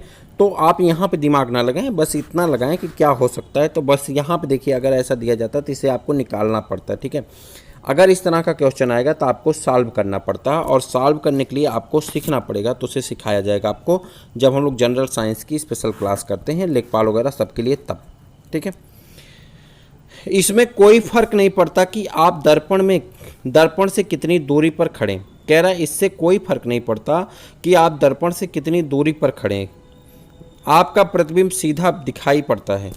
यह कौन सा दर्पण हो सकता है? कह रहा है आपका प्रतिबिंब सीधा दिखाई पड़ता है। कौन सा दर्पण हो सकता है? समतल या उत्तर दर्पण हो सकता है। रेटिना पर नेत्र द्वारा निर्मित प्रतिबिंब होता है। ये क्वेश्चन आपका इंपॉर्टेंट है, याद रखिएगा। रेटिना पर नेत्र द्वारा निर्मित प्रतिबिंब होता है वास्तविक, उल्टा और छोटा। वास्तविक, उल्टा और छोटा, आपका 112 आंसर सही है, वास्तविक, उल्टा और छोटा। चलिए आगे बढ़ जाते हैं। अगला प्रश्न आपका आता है, अगला प्रश्न यहाँ पे आपका मिल जाएगा। चलिए, किसी व्यक्ति का पूरा प्रतिबिंब देखने के लिए एक समतल दर्पण की न्यूनतम ऊंचाई होती है। कह रहा किसी व्यक्ति को पूरे अपनी बॉडी को देखना, पूरी शरीर को देखना है तो दर्पण कितना बड़ा होना चाहिए? व्यक्ति की ऊंचाई की आधी, यानी आप अगर 6 फीट के हैं तो आपको 3 फीट का शीशा लेना होगा, जिससे आप अपनी पूरी लंबाई को क्या करेंगे? देख सकते हैं। व्यक्ति को अपना पूरा प्रतिबिंब देखने के लिए एक समतल दर्पण की न्यूनतम ऊंचाई उस व्यक्ति की ऊंचाई की आधी होनी चाहिए। दंत विशेषज्ञ का शीशा होता है। कह रहा है जो डॉक्टर होते हैं दांत के, जैसे इस समय मेरे दांत में प्रॉब्लम है तो मुझे दिखाना है, तो इसीलिए बीच बीच में मैं चुप हो जा रहा हूँ। जब पेन होने लग रही मैं चुप हो जा रहा हूँ, ठीक है। क्या किया जाए, काम भी तो करना है, ठीक है। तो कह रहे हैं कि अगर आप डेंटिशियन के पास जाएंगे, डेंटिशियन किसे कहते हैं? दंत विशेषज्ञ को कहते हैं। तो जो दंत के विशेषज्ञ होते हैं, डॉक्टर होते हैं, उनके पास जब आप जाएंगे तो उनके पास कौन सा दर्पण होता है? तो आप कहेंगे नतोदर शीशा होता है। कौन सा शीशा होता है? नतोदर शीशा होता है, ठीक है। दंत विशेषज्ञ का शीशा नतोदर शीशा होता है। इसे कॉनकेव मिरर कहते हैं, होता है। इसके द्वारा नतोदर शीशा का प्रयोग इसलिए किया जाता है क्योंकि यह छोटी रेंज की चीज़ों को बड़ी करके दिखाता है, ठीक है, अच्छी छवि को उत्पन्न करके दिखा देता है, ठीक है। पर्दे पर उत्तल लेंस द्वारा वस्तु की वास्तविक आकृति बनती है। यदि उत्तल लेंस के ऊपरी भाग को अपारदर्शी कागज से ढक दिया जाए तो छवि पर क्या प्रभाव पड़ेगा? ध्यान से बताइएगा, छवि पर क्या प्रभाव पड़ेगा? तो आप कहेंगे वस्तु की पूर्ण छवि प्राप्त होगी। वस्तु की पूर्ण छवि प्राप्त होगी, परंतु उसकी तीव्रता कम हो जाएगी। कह रहा परंतु उसकी तीव्रता क्या हो जाएगी? कम हो जाती है। जब उत्तल लेंस के ऊपरी भाग को ढक दिया जाता है तो वस्तु से आने वाली किरणें लेंस के आधे भाग को परावर्तित होती हैं और वस्तु की पूर्ण छवि प्राप्त होती है। स्वच्छ आकाश का नीला रंग किस कारण से दिखाई देता है? यह प्रश्न कई बार पूछा गया एग्जाम में। तो किस कारण दिखाई देता है? प्रकाश के बिखरने के कारण, यानी स्कैटरिंग ऑफ लाइट। क्या कहते हैं? स्कैटरिंग ऑफ लाइट, ठीक। कह रहा है जब सूर्य का प्रकाश वायुमंडल से होकर गुजरता है तो प्रकाश वायुमंडल में उपस्थित कणों द्वारा विभिन्न दिशाओं में प्रकीर्णित यानी बिखराव हो जाता है। इस प्रक्रिया को प्रकाश का प्रकीर्णन कहते हैं। इस रंग के प्रकाश की तरंगदैर्घ्य कम होती है, उस रंग के प्रकाश का प्रकीर्णन अधिक।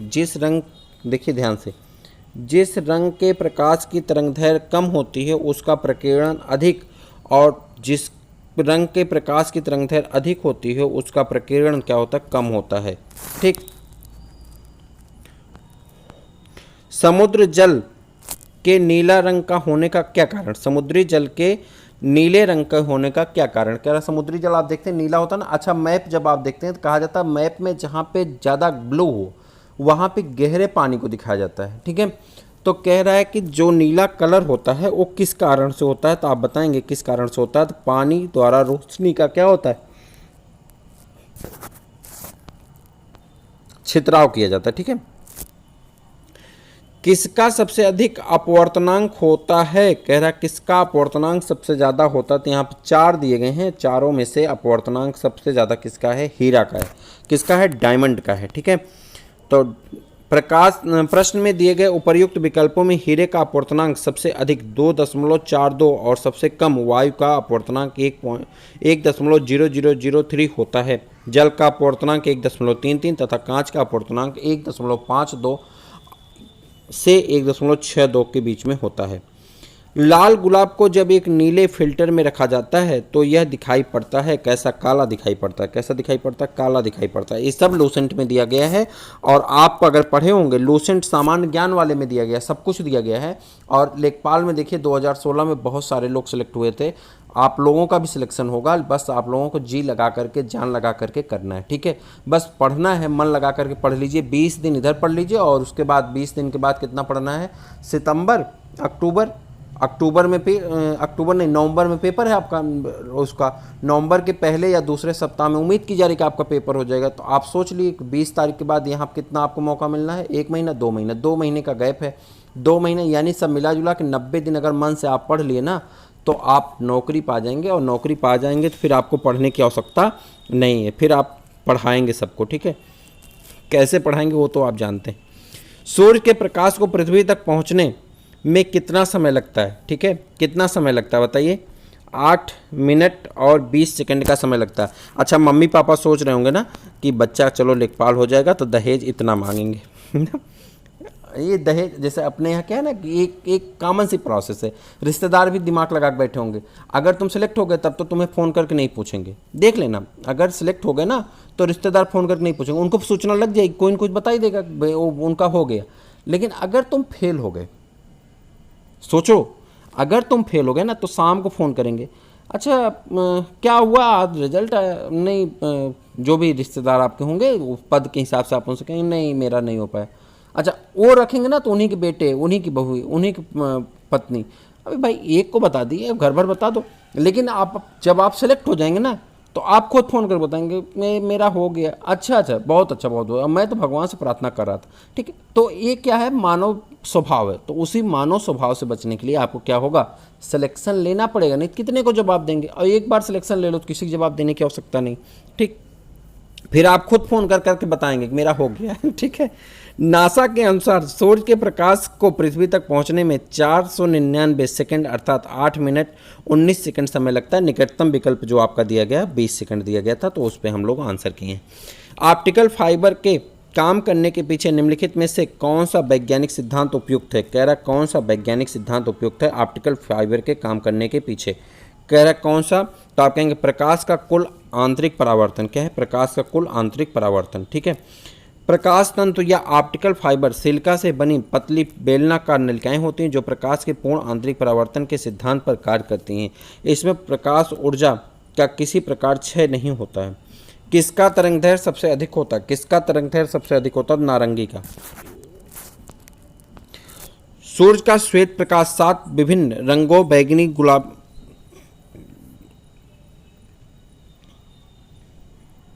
बैगनी, जामुनी, नीला, हरा, पीला, नारंगी और लाल का मिश्रण होता है। इन रंगों में बैगनी रंग का तरंगदैर्घ्य सबसे कम और आवृत्ति सबसे अधिक, जबकि लाल रंग का तरंगदैर्घ्य सबसे अधिक और आवृत्ति सबसे कम होती है। लाल रंग के बाद नारंगी रंग का तरंगदैर्घ्य सबसे अधिक होता है या सर्वाधिक होता है। किस रंग के, चलिए आगे बढ़ जाते हैं, किस रंग के प्रकाश की तरंगदैर्घ्य सबसे कम होती? कह रहा किस रंग के प्रकाश के तरंगदैर्घ्य सबसे कम होती? तो आप बताएंगे किस रंग के, तो आप कहेंगे बैगनी रंग के तरंगदैर्घ्य सबसे क्या होती है? कम होती। उसके बाद लाल रंग के प्रकाश की तरंगदैर्घ्य सबसे अधिक होती है जिसका मान लगभग 7.5 × 10⁻⁵ सेंटीमीटर होता है। और इसका इतना ज़्यादा आपसे डीप क्वेश्चन नहीं पूछा जाएगा, घबराइए मत। निम्नलिखित में से किसमें सर्वाधिक ऊर्जा होती है? कह रहा किसमें सर्वाधिक ऊर्जा होती है? तो आप कहेंगे नीला प्रकाश में सर्वाधिक ऊर्जा होती है। किसमें? नीले प्रकाश में सर्वाधिक ऊर्जा होती है। चकबंदी लेखपाल में पूछा गया है और इसे सिद्ध भी किया गया। निम्नलिखित में प्रकाश का कौन सा रंग शून्य या वायु के अतिरिक्त एक माध्यम में सबसे तेज गमन करता है? कह रहा निम्नलिखित में से प्रकाश का कौन सा रंग शून्य या वायु के अतिरिक्त एक माध्यम सबसे तेज गमन करता है? तो इसका आंसर आपको बताना होगा। जल्दी से कौन सा आंसर सही होता है? चलिए आ जाते हैं, आप देखते हैं। प्रकाश का लाल रंग शून्य या वायु के अतिरिक्त एक माध्यम में सबसे तेज गति करता है। कौन सा? लाल रंग शून्य होता है और एक माध्यम में सबसे अधिक गति करता है, ठीक है। चलिए ध्वनि की बात करते हैं। ध्वनि चैप्टर है और यहाँ से कुछ इंपॉर्टेंट क्वेश्चन करते हैं। निम्नलिखित में से कौन सा पदार्थ ध्वनिक पदार्थ है? कह रहा है कौन सा पदार्थ ध्वनिक पदार्थ है? ध्वनिक पदार्थ उस पदार्थ कहते हैं जिस पे आप पीटेंगे ना तो आवाज़ निकलेगी, ठीक है। तो आवाज़ जिसमें निकलती है वो ध्वनिक पदार्थ है। यहाँ पे लकड़ी पीटेंगे तो आवाज़ नहीं निकलेगी, पानी पीटेंगे तो आवाज़ नहीं आएगी, लोहा पीटेंगे तो वहाँ से आवाज़ आएगी। आपके स्कूल में जो घंटा लगता है वो इसी पे डिपेंड करता है, ठीक है। निम्नलिखित में से किस उद्देश्य निम्नलिखित में से एक सेकेंड निम्नलिखित में से किस उद्देश्य के लिए पराश्रव्य तरंगों यानी अल्ट्रासोनिक साउंड वेव का प्रयोग नहीं किया जाता है? कह रहा किसमें अल्ट्रासोनिक वेव का प्रयोग नहीं किया जाता? तो आप कहेंगे आकाशीय क्षेत्र में वायुयान का पता लगाने के लिए। बाकी तीनों जगह किया जाता है, लेकिन यहाँ पे आकाशीय क्षेत्र में वायुयान का पता लगाने के लिए नहीं किया जाता है, ठीक है। चमगादड़ द्वारा अपने शिकार का पता लगाने के लिए अल्ट्रासोनिक वेव का प्रयोग किया जाता है। जलपोत द्वारा समुद्र की तह में गहराई नापने के लिए भी अल्ट्रासोनिक, ठीक है, वेव्स का प्रयोग किया जाता है। मानव शरीर के आंतरिक अंगों के दोषों का निदान करने के लिए भी अल्ट्रासोनिक वेव्स का प्रयोग किया जाता है। अल्ट्रासोनिक वेव्स यानी पराश्रव्य तरंगों का प्रयोग चमगादड़ द्वारा शिकार का पता लगाने, जलपोतों द्वारा सागर तल की गहराई ज्ञात करने, मानव शरीर के आंतरिक अंगों में दोषों का निदान करने के लिए किया जाता है। जबकि आकाशीय वायुयान का पता लगाने के लिए राडार का प्रयोग किया जाता है जो रेडियो तरंगों का उपयोग करता है। निम्नलिखित में से किस आवृत्ति की ध्वनि मनुष्य द्वारा श्रव्य होती है? कह रहा किस आवृत्ति की ध्वनि मनुष्य द्वारा श्रव्य होती है? तो आप कहेंगे 100 डिग्री। कितना? 100 हर्ट्ज। क्या है? 100 हर्ट्ज की जो ध्वनि होगी वह क्या होगी? मनुष्य द्वारा श्रव्य होगी। देखिए 20 हर्ट्ज से लेकर के 20,000 हर्ट्ज तक की जो ध्वनि होती है मनुष्य द्वारा श्रव्य ध्वनि की श्रेणी में आती है, ठीक है। अपश्रव्य ध्वनि की श्रेणी में कौन आता है? 20 हर्ट्ज से कम। और पराश्रव्य ध्वनि की श्रेणी में कौन आता है? 20,000 हर्ट्ज से ज़्यादा। तो उसमें 100 जो है आपका किस में आ जाता है? श्रव्य ध्वनियों की श्रेणी में आ जाता है। चलिए आगे आ जाते हैं। यहाँ पे कह रहा है कि एक क्वेश्चन आपका है, ध्वनि निम्नलिखित में से किस माध्यम में यात्रा नहीं कर सकती? कह रहा है ध्वनि निम्नलिखित में से किस माध्यम में यात्रा नहीं कर सकती? तो आप कहेंगे निर्वात में ध्वनि यात्रा नहीं करती, ठीक है। अब यहाँ पर आ जाते हैं तो यहाँ पे देखिए दिया गया वायु जो है किस पे डिपेंड करती? 346 मीटर पर सेकंड ध्वनि की चाल होती है, ठीक है। आसुत जल में यानी जल में कितना होता है? 998 मीटर पर सेकंड होते हैं, 1498, माफ़ करिएगा, 1498 मीटर पर सेकंड होता है जल में। लोहा में कितना होता है? 5950 मीटर होता है, जबकि कांच में कितना होता है? 3980 मीटर ध्वनि तरंगें होती हैं। तो कह रहा है 0 डिग्री अगर वायु में ध्वनि कितना हो? 0 डिग्री पर वायु में ध्वनि की चाल कितनी होती है? 0 डिग्री सेंटीग्रेड पे वायु में ध्वनि की चाल कितनी होती है? 331 मीटर पर सेकंड होती है। ध्वनि का किस माध्यम में गमन नहीं हो सकता? तो आप फिर वही क्वेश्चन है, तो आप कहेंगे निर्वात में नहीं हो सकता। अलग अलग परीक्षाओं में पूछे गए प्रश्न हैं। ध्वनि तरंग की कौन सी विशेषता उसके तारत्व की लय को तय करती है? आप बताएंगे आवृत्ति जो है उसके तारत्व की लय को क्या करती है? तय करती है। चलिए, किसी संगीत यंत्र की ध्वनि तीव्रता मापी जाती है। किसी संगीत यंत्र की ध्वनि तीव्रता नापी जाती है किसमें? डेसिबल में। किसमें नापी जाती है? डेसिबल में नापी जाती है। किसमें? डेसिबल में। कृषि कार्य में लगे ट्रैक्टर की आवाज़ किस स्तर से अधिक नहीं होनी चाहिए? कह रहा है ट्रैक्टर की आवाज़ 90 डेसिबल से अधिक नहीं होनी चाहिए, लेकिन आपके सामान्य 100 डेसिबल से ऊपर ही ट्रैक्टर चलते हैं। जब ट्रैक्टर चलने लगते हैं तो आपके 100 डेसिबल से ऊपर चलते हैं, लेकिन प्रश्न के हिसाब से हमको आंसर देना होगा तो 90 डेसिबल से ऊपर नहीं होनी चाहिए। दीवार से एक प्रतिध्वनि सुनने के लिए न्यूनतम दूरी क्या होगी? कह रहा है दीवार से अगर आपकी प्रतिध्वनि लौट रही है तो न्यूनतम दूरी क्या होनी चाहिए? 17.2 मीटर होनी चाहिए। क्या है? 17.2 मीटर होनी चाहिए, ठीक है। प्रतिध्वनि सुनने के लिए स्रोत या परावर्तन सतह के बीच कितनी न्यूनतम दूरी होनी चाहिए? क्वेश्चन वही रिपीट हुआ है दूसरी बार। लगभग कितना है? 17 मीटर। पंचायत वीडियो में पूछा गया, लगभग 17 मीटर। वायु के स्रोत और परावर्तन के बीच लगभग न्यूनतम दूरी कितनी होनी चाहिए ताकि प्रतिध्वनि को सुना जा सके? फिर वही क्वेश्चन देखिए रिपीट हुआ राजस्व लेखपाल में। ये क्वेश्चन 3 बार रिपीट हुआ लगातार। इसी तरह से आपको भी इसी एक रिपीटेशन का कोई एक प्रश्न मिल जाएगा और फिर आप पछताएंगे अगर मन से नहीं किए होंगे, तो फिर सोचेंगे काश मैं उस दिन पढ़ लिया होता, सर कह रहे थे, तो शायद आज एक क्वेश्चन सही हो जाता। एक ध्वनि तरंग का वेग 700 मीटर पर सेकंड है और तरंग दैर्घ्य 35 सेंटीमीटर है ध्वनि तरंग की आवृत्ति की गणना कीजिए। तो ये आपका निकल करके कितना आता है, 2000 आएगा। इतना लेवल का आपका नहीं पूछा जाता। देखिए संयुक्त चिकित्सा परीक्षा ग्रेजुएशन लेवल पे पेपर हुआ था, तो ग्रेजुएशन लेवल का क्वेश्चन आया था। आपका पेपर हाई स्कूल स्तर पे है, तो आपसे सीधे सीधे कोई क्वेश्चन पूछा जाएगा, टफ क्वेश्चन आपसे नहीं पूछा जाएगा। ठीक है, ये बात याद रखिएगा कि आपसे उसमें लिखा गया है कि आपसे वही क्वेश्चन पूछे जाएंगे जो एक व्यक्ति से अपेक्षित होता है। आपके स्तर के हिसाब से हाई स्कूल स्तर पे पेपर रखा गया तो उसी स्तर का क्वेश्चन भी पूछा जाएगा। निम्नलिखित कौन सा पदार्थ बिजली का कुचालक है परंतु ताप का सुचालक है? कह रहा कौन सा ऐसा पदार्थ है जो बिजली का कुचालक है और ताप का सुचालक है? अभ्रक। कौन ऐसा है? अभ्रक है। कौन है? अभ्रक एक महत्वपूर्ण गैर धात्विक खनिज है। यह बिजली का कुचालक है परंतु ताप का सुचालक है। इसका उपयोग मुख्यतः विद्युत उद्योगों में किया जाता है क्योंकि इसमें विद्युत रोधन क्षमता अधिक होती है। ठीक है, कौन सी धातु ताप का अच्छा सुचालक किंतु बिजली का बुरा है? कह रहा कौन सा ऐसा है जो ताप का अच्छा सुचालक है और बिजली का बुरा सुचालक है? तो आप कहेंगे अभ्रक। कौन ऐसा है? अभ्रक है। ठीक है, निम्नलिखित में से कौन सा विद्युत का सर्वोत्तम चालक है? कौन सा ऐसा है जो विद्युत का सर्वोत्तम चालक है? तो आप कहेंगे समुद्री जल। कौन है? समुद्री जल है। ठीक है, आगे आ जाते हैं। कार्बन का वह अपरूप, कार्बन का वह अपरूप जो विद्युत व ऊष्मा का सुचालक है तथा उत्तम लुब्रिकेंट है, तो आप कहेंगे एक कौन हो जाता? तो आपका ग्रेफाइट हो जाता। कह रहा विद्युत और ऊष्मा का क्या है? सुचालक है और क्या है? उत्तम लुब्रिकेंट का काम करता है, तो वो आपका हो जाता है ग्रेफाइट हो जाता है। याद रखिएगा ये क्वेश्चन आपसे पूछा जा सकता है, हालांकि यह इंटर लेवल का पेपर का क्वेश्चन है। नाभिकीय भौतिकी से आपको बताने हैं। एक नाभिक में प्रोटॉन और न्यूट्रॉन को बांधने वाले बल को क्या कहते हैं? कह रहा एक नाभिक में प्रोटॉन और न्यूट्रॉन को बांधने वाले बल को क्या कहते हैं? तो आप कहेंगे प्रबल नाभिकीय बल कहते हैं। क्या कहते हैं? प्रबल नाभिकीय बल कहते हैं।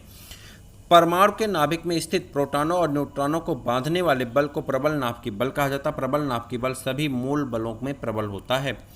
भारत में पहली नाभिकीय पनडुब्बी INS अरिहंत में स्थित नौसेना जहाज निर्माण केंद्र पर बनाई गई थी। कह रहा किस जहाज निर्माण केंद्र पर बनाई गई थी? विशाखापत्तनम में। कहाँ पे बनाई गई थी? विशाखापत्तनम में बनाई गई थी। ठीक है, कहाँ बनाई गई थी?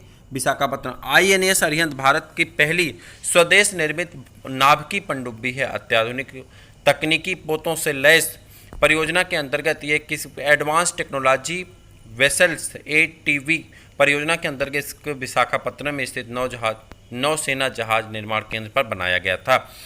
परमाणु बम बनाने के लिए सामान्यतः निम्नलिखित में से किस तत्व का उपयोग किया जाता है? तो आप कहेंगे यूरेनियम का उपयोग किया जाता है। किसका किया जाता है? यूरेनियम का उपयोग किया जाता है। आपका आंसर क्या सही होगा? यूरेनियम का उपयोग किया जाता है। ठीक है, आगे आ जाते हैं। आगे आपका प्रश्न कुछ इस प्रकार से होगा यहाँ पे। ठीक है, विद्युत, अच्छा एक प्रश्न आपका यहाँ पे, हाँ, भारत का प्रथम न्यूक्लियर रिएक्टर क्या है? भारत का प्रथम न्यूक्लियर रिएक्टर क्या है? आपसे एक क्वेश्चन पूछा जा सकता है। इसे हम मोस्ट इंपॉर्टेंट और आपके सिलेक्टेड क्वेश्चन की श्रेणी में रखते हैं। हमने 10 क्वेश्चन सेलेक्ट किया है जिसमें से ये तीसरा क्वेश्चन आपका, इसके पहले हमने 2 क्वेश्चन आपको बताए। ये आपसे क्वेश्चन पूछा जा सकता है। अप्सरा इसका नाम क्या है? क्या नाम है? अप्सरा नाम है। भारत का प्रथम, ध्यान से पढ़िएगा, भारत का प्रथम न्यूक्लियर रिएक्टर अप्सरा है जिसका प्रारंभ अगस्त 1956 में मुंबई महाराष्ट्र के निकट भाभा एटॉमिक रिसर्च सेंटर यानी बार्क में किया गया था। ठीक, यह रिएक्टर की डिजाइन प्रसिद्ध भारतीय परमाणु वैज्ञानिक डॉक्टर होमी भाभा ने तैयार की थी, अतः इसे पूर्णतः भारतीय इंजीनियरों के सहयोग से निर्मित किया गया है। वर्ष 2006 में बार्क ने अपनी स्थापना की गोल्डन जुबली मनाई।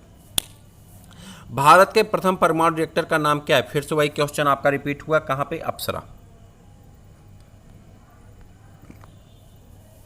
विद्युत धारा से कुछ इंपॉर्टेंट प्रश्न आपके रखे गए हैं, आपको बताना है कौन सा सही होगा।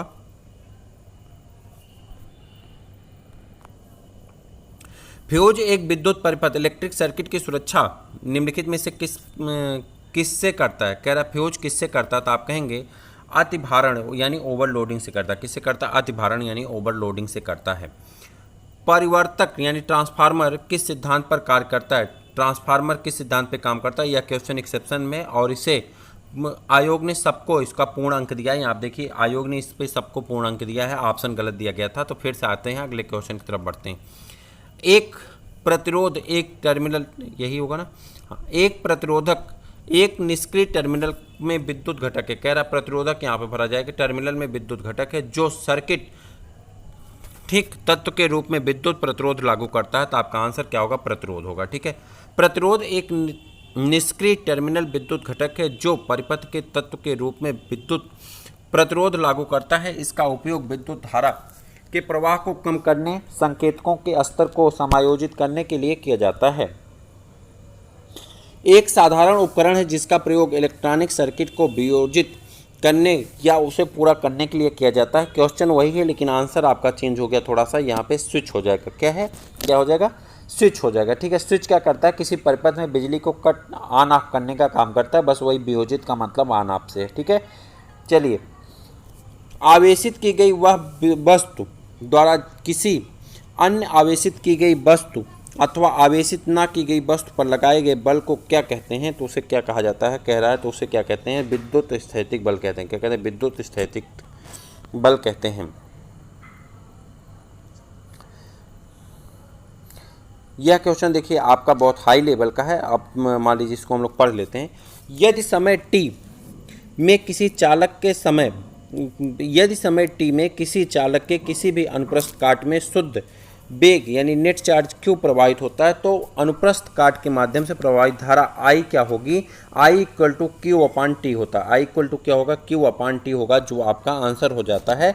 यह क्वेश्चन आपके परीक्षा की दृष्टि से महत्वपूर्ण नहीं है, ये स्तरीय क्वेश्चन है, RO का क्वेश्चन है, तो आपके हाई लेवल का क्वेश्चन, ग्रेजुएशन स्तर पे आपसे इतना टफ क्वेश्चन पूछे जाने की उम्मीद नहीं की जाती। ठीक है, 12 वोल्ट के विभवांतर वाले दो बिंदुओं के बीच 5 सेंटीग्रेड के आवेश को स्थानांतरित करने के लिए किए जाने वाले कार्य का मान क्या होगा? कह रहा है विभवांतर क्या 12 वोल्ट है, आवेश क्या है Q यानी कुलाम कितना 5 कुलाम, तो V इक्वल टू होता है W/Q यानी 12 में 5 से भाग देंगे तो आपका उसको यहाँ पे W हमको निकालना है, तो 12 गुणे W कर देंगे तो आपका हो जाता है 60 जूल। आपका सही आंसर क्या हो जाएगा? 60 जूल हो जाएगा।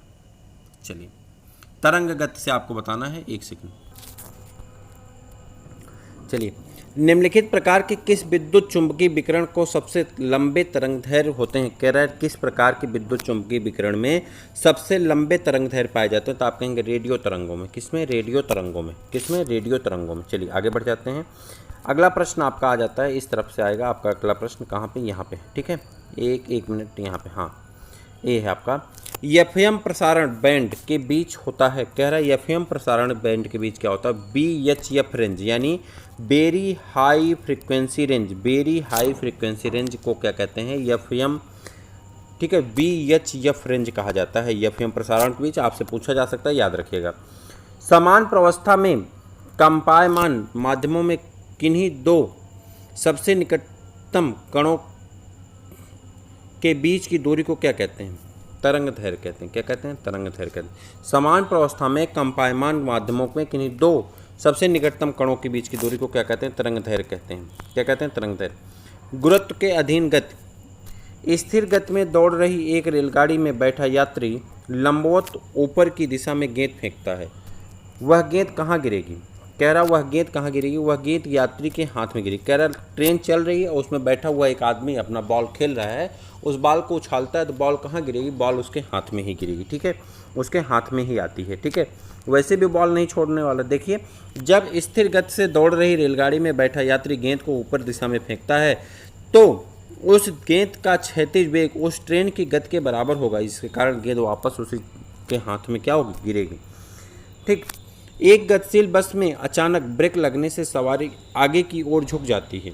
यह किस नियम का पालन करती? कह रहा है कि अगर सब एक तरफ आगे की तरफ झुक जाते हैं तो ये न्यूटन का प्रथम नियम है। किसका है? न्यूटन का प्रथम नियम है। किसका?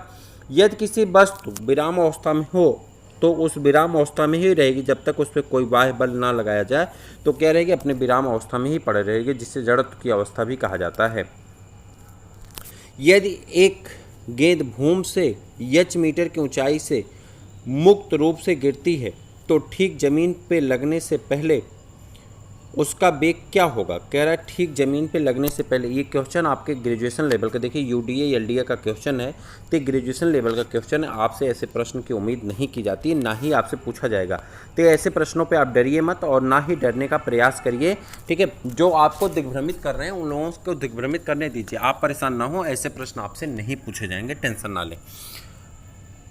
कह रहा है ढालू सड़क पर पत्थर लुढ़काना ऊपर की ओर उठने से अधिक आसान होता है क्योंकि कह रहा पत्थर को नीचे लुढ़का दोगे नीचे चला जाएगा, और उसको ऊपर उठाना ऊपर ले जाना हो उसी पे चढ़ा करके तो वो कठिन होगा। क्यों ऐसा होगा? तो अब ये क्वेश्चन आपसे पूछा जा सकता है। इस क्वेश्चन का आंसर आपको बताने के लिए यहाँ आना पड़ेगा। कहाँ पर आना पड़ेगा? यहाँ पे। चलिए, तो आपका आंसर क्या सही हुआ? देखिए, आंसर छोड़िए, व्याख्या पे आइए। कह रहा ढालू सड़क पर पत्थर लुढ़काना ऊपर की ओर उठाने से अधिक आसान होता है क्योंकि पत्थर को लुढ़काने में बल कम लगता है और ऊपर उठाने में बल अधिक लगता है। कार्य बराबर बल गुणे दूरी होता है। ठीक है, अब आप समझ गए। चलिए, जल चक्र यानी बारिश का होना, बारिश का होना, पानी का नदियों में तालाबों में पोखरों में जाना, फिर उसे भाप बन के उड़ना, फिर बादल बनना, फिर बारिश होना, इसे जल चक्र कहते हैं। जल चक्र में बादलों का गठन निम्नलिखित में से किस क्रिया द्वारा होता है? कह रहा है भाप बन के उड़ के जाएगी तो बादल बनेंगे ना। बादल का बनना किस कारण से होता है? तो आप वही बताएं, संघनन के कारण होता है। क्यों होता है? संघनन के कारण होता है। कंडेंसेशन कहते हैं इसे। संघनन के कारण बादल बनता है। इवेपोरेशन के कारण वाष्पीकरण होता है, यानी पानी भाप बन करके उड़ जाता है और फिर ऊपर जाकर के बर्फ के रूप में जम जाता है, फिर पिघलता है तो नीचे बादल रोता है तो वही पानी गिरता है। तो आप गाना गाते हैं कि यार हंस रहा है बारिश की जाए, ठीक है, और वहाँ बादल रो रहा है, आपका यार हंस रहा है, तो ऐसे काम कैसे चलेगा? ठीक है। सबसे कम तापमान जिस पर कोई पदार्थ आग पकड़ता है उसे क्या कहते हैं? उसे प्रज्वलन तापमान कहते हैं। क्या कहते हैं? प्रज्वलन तापमान कहते हैं। यानी को कौन सा तापमान होगा जिस पे आग पकड़ लेगी। फ़ारेनहाइट स्केल में पानी का क्वथनांक क्या होगा? फ़ारेनहाइट स्केल में पानी का क्वथनांक क्या हो जाता है? आप कहेंगे 212 फ़ारेनहाइट। अगले प्रश्न में हम इसकी व्याख्या आपको दिखा रहे हैं। 200 कैसे आप निकालते हैं इसको।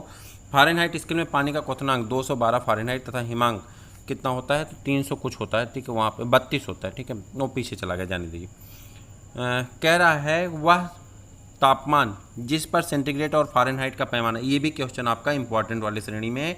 इसे हम मोस्ट इंपॉर्टेंट वाली श्रेणी में रखते हैं। 5 क्वेश्चन आपके हो गए जो आपसे पूछे जा सकते हैं, ठीक है। इसी में से एक क्वेश्चन आएगा, देखते रहिए। -40 डिग्री सेंटीग्रेड याद रखिएगा। इस पर सेंटीग्रेड और फ़ारेनहाइट का फार्मूला क्या होता है? दोनों समान हो जाते हैं। आपसे निकालने के लिए देता है, मान लो दे देता है कि कोई वस्तु है इतने सेंटीग्रेड की है तो इसे फ़ारेनहाइट में कितना होगा? फार्मूला याद रखिए, C/5 यानी सेंटीग्रेड बटे 5 इक्वल टू फ़ारेनहाइट -32/9। इसी फार्मूले पर आप सॉल्व करेंगे, आपका आंसर निकल करके आपके सामने आ जाएगा, ठीक है। तो यहाँ पे सॉल्व करके निकाला गया -40 कैसे होता है।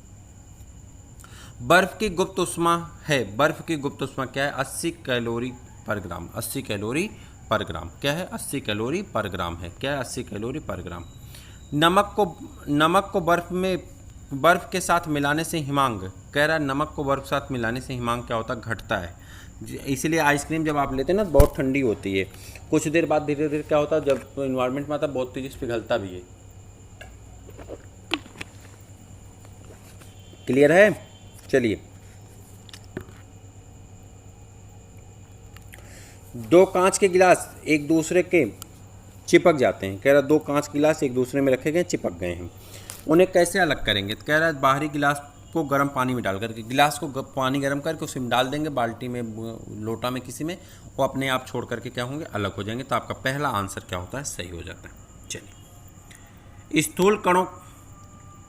स्थूल पदार्थों के गुण बताइए। ठोस के संबंध में निम्नलिखित में से कौन सा कथन सही है? कह रहा है ठोस के संबंध में क्या होता है? आकार, ठोस का क्या होता है? निश्चित आकार और निश्चित मात्रा नहीं। ठोस का जो होता है आयतन निश्चित होता है। 1 मिनट बता रहे, रुक जाइए। ठोस का 1 सेकंड रुक जाइए। हाँ, कह रहा है ठोस पदार्थ वह पदार्थ होता है जिसका आकार और निश्चित मात्रा होती है। आकार एवं निश्चित मात्रा होती है, ठीक है। ठोस पदार्थ का निश्चित आकार और निश्चित मात्रा होती है। आपका आंसर नंबर कौन सा सही है? डी वाला ऑप्शन सही है। किस तापमान पर पानी का घनत्व सबसे अधिक होता है? 4 डिग्री सेंटीग्रेड पे पानी का डेंसिटी ऑफ वाटर सबसे अधिक होती है। यह क्वेश्चन आपसे पूछा जा सकता है। छठा क्वेश्चन जो आपकी परीक्षा की दृष्टि से महत्वपूर्ण।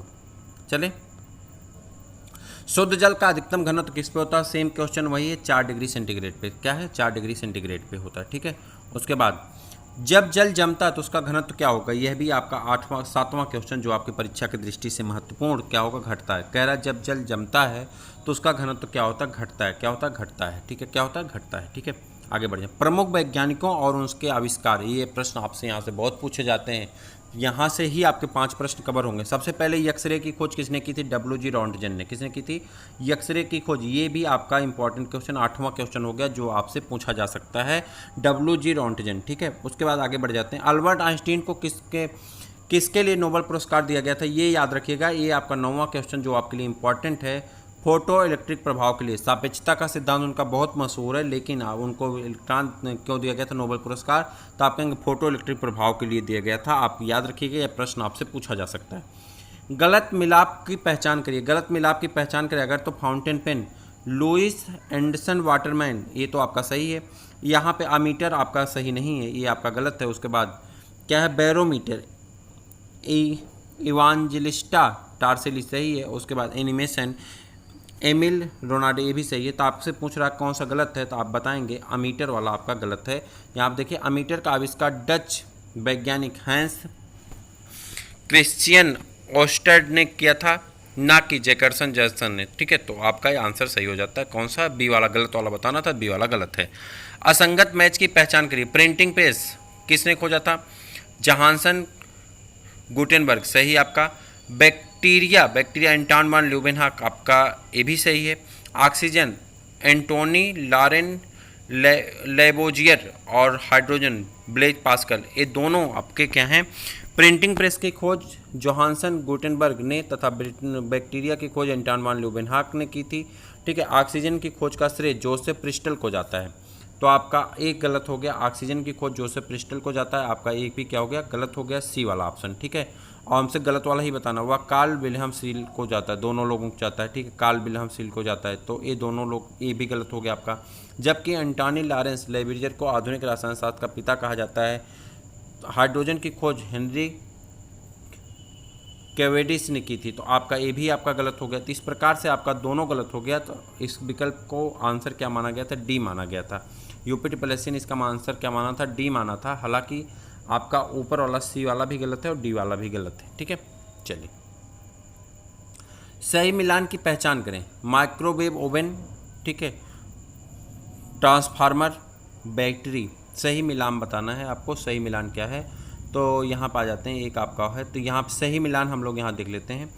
Microwave oven Percy Spencer, transformer Michael Faraday, battery Alessandro Volta, और वर्नियर कैलिपर पियरे वर्नियर।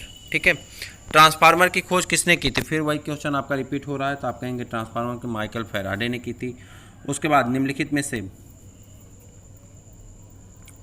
तो एक कह रहा कोई अपेक्षता का सिद्धांत किसका? तो आप कहेंगे अल्बर्ट आइंस्टीन का। मैंने आपको इंपॉर्टेंट पेज को लगवा दिया है।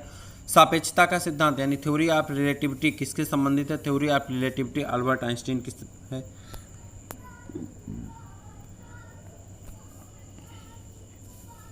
डायनामाइट का आविष्कार किसने किया?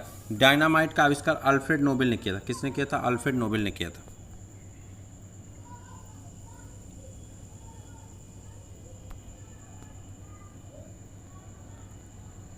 हाइड्रोजन बम का आविष्कार किसने किया? हाइड्रोजन बम का आविष्कार किसने किया? आपको बताना है हाइड्रोजन बम का आविष्कार किसने किया? एडवर्ड टेलर ने। किसने? एडवर्ड टेलर ने किया था। किसने किया था? एडवर्ड टेलर ने किया था। ठीक, किस वैज्ञानिक ने इलेक्ट्रोलाइसिस का नियम दिया? किस वैज्ञानिक ने इलेक्ट्रोलाइसिस का नियम दिया? यम फैराडे ने। किसने? यम फैराडे में इलेक्ट्रोलाइसिस का नियम दिया। जल स्थानांतरण के सिद्धांत की खोज तथा उसका प्रतिपादन निम्न में से किसने किया था? जल स्थानांतरण के सिद्धांत की खोज तथा उसका प्रतिपादन आर्किमिडीज ने किया था। किसने? आर्किमिडीज ने किया था। वही सिद्धांत क्या है कि अगला प्रश्न आपका है, टूटकर गिरते हुए पिंडों के सिद्धांत की खोज किसने की थी? टूटकर गिरते हुए पिंडों की खोज का सिद्धांत किसने दिया था? गैलीलियो ने दिया था। किसने दिया था? गैलीलियो ने दिया था। आपके लिए ये 10वां इंपॉर्टेंट क्वेश्चन, 10वां इंपॉर्टेंट क्वेश्चन। अभी 5 इंपॉर्टेंट क्वेश्चन आपके लिए और हैं। 15 में हम उम्मीद कर रहे हैं कि आपका 3 क्वेश्चन यहाँ से मिल जाएगा 15 क्वेश्चन में से, और आपको इसके आगे भटकने की आवश्यकता नहीं पड़ेगी। डायनमो की खोज किसने की थी? डायनमो की खोज माइकल फैराडे, आप जानते हैं इसको। भारी पानी का खोज, 11वां क्वेश्चन आपके लिए इंपॉर्टेंट, भारी पानी का खोज किसने किया था? यूरे ने किया था। किसने किया था? यूरे ने किया था। न्यूट्रॉन की खोज किसने किया था? आप जानते हैं चैंडविक ने किया था, इसको बताना ही नहीं। भौतिक विज्ञान विविध, ठीक, डीआरडीओ द्वारा डीआरडीओ ने 27 मार्च 2019 को डॉक्टर एपीजे अब्दुल कलाम दीप प्रक्षेपण परिसर से सफलतापूर्वक एंटी सैटेलाइट मिसाइल प्रक्षेपण किया गया था। इस मिशन का नाम क्या था? मिशन शक्ति नाम था। क्या नाम था? मिशन शक्ति नाम था। क्या नाम था? मिशन शक्ति नाम था। बहुत इंपॉर्टेंट क्वेश्चन है, आपका 12वां क्वेश्चन जो आपसे पूछा जा सकता है। 6 फरवरी 2019 को भारत द्वारा लॉन्च किए गए GSAT-31 उपग्रह का निम्नलिखित में से कौन सा अनुप्रयोग है? कह रहा है कौन सा अनुप्रयोग है, तो आप कहेंगे संचार के लिए। किसके लिए? संचार के लिए। 6 फरवरी 2019 को भारत द्वारा लॉन्च किए गए GSAT उपग्रह का काम क्या है? संचार माध्यम को सही करने के लिए इसे छोड़ा गया था। किसके लिए? संचार माध्यम को सही करने के लिए छोड़ा गया था। रक्षा अनुसंधान और विकास संगठन DRDO द्वारा विकसित सतह से सतह पर परमाणु समक्ष अंतर महाद्वीपीय बैलिस्टिक मिसाइल का नाम क्या है? तो आप कहेंगे अग्नि 5। क्या है? अग्नि 5 है। क्या है? अग्नि 5 है। ठीक है, आगे बढ़ जाते हैं।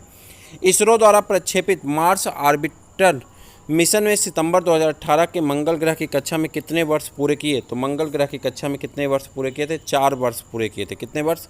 4 वर्ष पूरे किए थे। ठीक है, ये सब प्रश्न आपके जो बहुत पहले को नहीं पूछे जाएंगे। 1975 में भारत द्वारा लॉन्च किए गए पहले अंतरिक्ष यान, याद रखिएगा ये क्वेश्चन आपका 12वां। ठीक है, भारत में लॉन्च किए गए पहले अंतरिक्ष यान का नाम क्या था? पहले अंतरिक्ष यान का नाम क्या था? आर्यभट्ट था। क्या नाम था? आर्यभट्ट था। आपसे क्वेश्चन पूछा जा सकता है। 19 अप्रैल 1975 को लॉन्च किया गया था। ठीक है, उसके बाद निम्नलिखित में से किस संस्थान को प्रथम IIT यानी भारतीय प्रौद्योगिकी संस्थान के रूप में स्थापित किया गया? प्रथम IIT कौन है? तो आप कहेंगे IIT खड़गपुर। कौन है? IIT खड़गपुर है। उसके बाद भारतीय रासायनिक प्रौद्योगिकी संस्थान Indian institute of chemical technology कहाँ पर स्थित है? तो आप कहेंगे हैदराबाद में। कहाँ पे है? हैदराबाद में स्थित है। उसके बाद भौतिकी के क्षेत्र में 2018 का नोबेल पुरस्कार निम्नलिखित में से किस क्षेत्र में दिए गए कार्य के लिए दिया जाता है? तो आप कहेंगे किस कार्य के लिए? लेजर भौतिकी के लिए दिया गया था। किस कार्य के लिए? लेजर भौतिकी के लिए दिया गया था। उसके बाद आगे आ जाते हैं। उसके बाद ये क्वेश्चन आपका है कैप्टन राकेश शर्मा। ये क्वेश्चन आपका 13वां क्वेश्चन आपके एग्जाम की दृष्टि से महत्वपूर्ण। आप कहेंगे कैप्टन राकेश शर्मा ने किस वर्ष में एक सोवियत अंतरिक्ष कार्यक्रम में अंतरिक्ष की यात्रा की थी? तो आप कहेंगे कब गए थे वो? तो 1984 ईस्वी में। कब गए थे? 1984 ईस्वी में। और इस अभियान में वो 8 दिन तक अंतरिक्ष में रहे थे। कितने दिन तक? 8 दिन तक अंतरिक्ष में रहे थे। माचिस के डिब्बे की सतह से जब माचिस की तीली टकराती है तो ऊर्जा का कौन सा रूप एक चमकीली लौ से प्रज्वलित होने के कारण बनता है? तो कौन सी ऊर्जा बनती है? तो आप कहेंगे रासायनिक ऊर्जा का प्रसार होता है। कौन सा? रासायनिक ऊर्जा का प्रसार होता है। जेट इंजन किस घटना के आधार पर काम करता है? जेट इंजन किस घटना के आधार पर काम करता है? रेखीय संवेग की संरक्षण के आधार पर। रेखीय संवेग संरक्षण के आधार पर काम करता है। वर्ष 2015 में भारत द्वारा अंटार्कटिका में स्थापित अनुसंधान स्टेशन का नाम क्या है? भारत द्वारा अंटार्कटिका में स्थापित स्टेशन का नाम क्या है? भारतीय अंटार्कटिका में भारत का तीसरा शोध केंद्र है जिसका परिसंचरण 2012 से प्रारंभ हुआ। अंटार्कटिका में भारत का प्रथम अस्थायी स्टेशन दक्षिणी गंगोत्री था, जबकि द्वितीय स्टेशन मैत्री की स्थापना 1988-89 में हुई थी। भारत ने वर्ष 2015 में अंटार्कटिका में भूमिगत वेधशाला एनडीआर्क की स्थापना की थी। तो इसमें सबको पूरा नंबर दिया गया था। आपका आंसर क्या होगा? एनडीआर्क होगा। ठीक है, और उसके बाद ये छोड़ दीजिए। ब्रह्मोस मिसाइल की सर्वोच्च सुपरसोनिक गति मैक है। कह रहा ब्रह्मोस मिसाइल की सर्वोच्च सुपरसोनिक गति मैक कितनी मैक है? कितने मैक की गति वो धारण करती थी? तो आप कहेंगे 2.8 से 3 मैक। कितना? 2.8 से 3 मैक।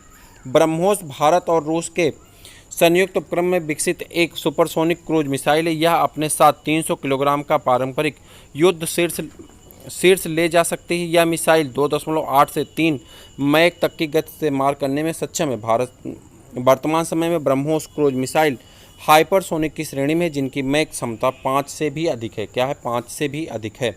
चलिए, निम्नलिखित में से कौन से नियम सिद्धांत सही तरीके से मेल नहीं खाते हैं? यह क्वेश्चन आपके इंटर स्तर पे है, लेकिन आप देख लेते हैं, यहाँ पे पढ़ लेते हैं क्या है।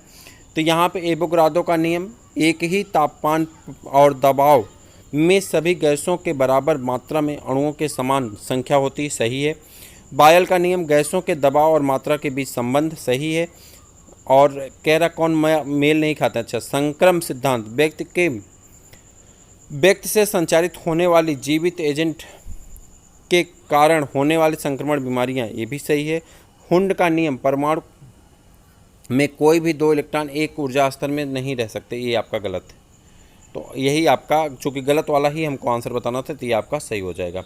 एक साधारण लोलक की समय सीमा निर्भर करती किस पे? लोलक की लंबाई पे। किस पे निर्भर करती? लोलक की लंबाई पर निर्भर करती है। ये आपका 13वां क्वेश्चन इंपॉर्टेंट। गति जो कुछ समय के बाद खुद को दोहराती है उसे क्या कहते हैं? गति जो कुछ समय के बाद अपने आप को दोहराती है तो उसे क्या कहते हैं? आवधिक गति कहते हैं। क्या कहते हैं? आवधिक गति कहा जाता है। क्या कहते हैं? आवधिक गति कहते हैं। उसके बाद आगे बढ़ जाते हैं। घर्षण के संबंध में निम्नलिखित में से कौन सा विकल्प सही है? घर्षण के संबंध में घर्षण गति का विरोध करता है। घर्षण क्या करता है? गति का विरोध करता है। पहला ही आपका सही है।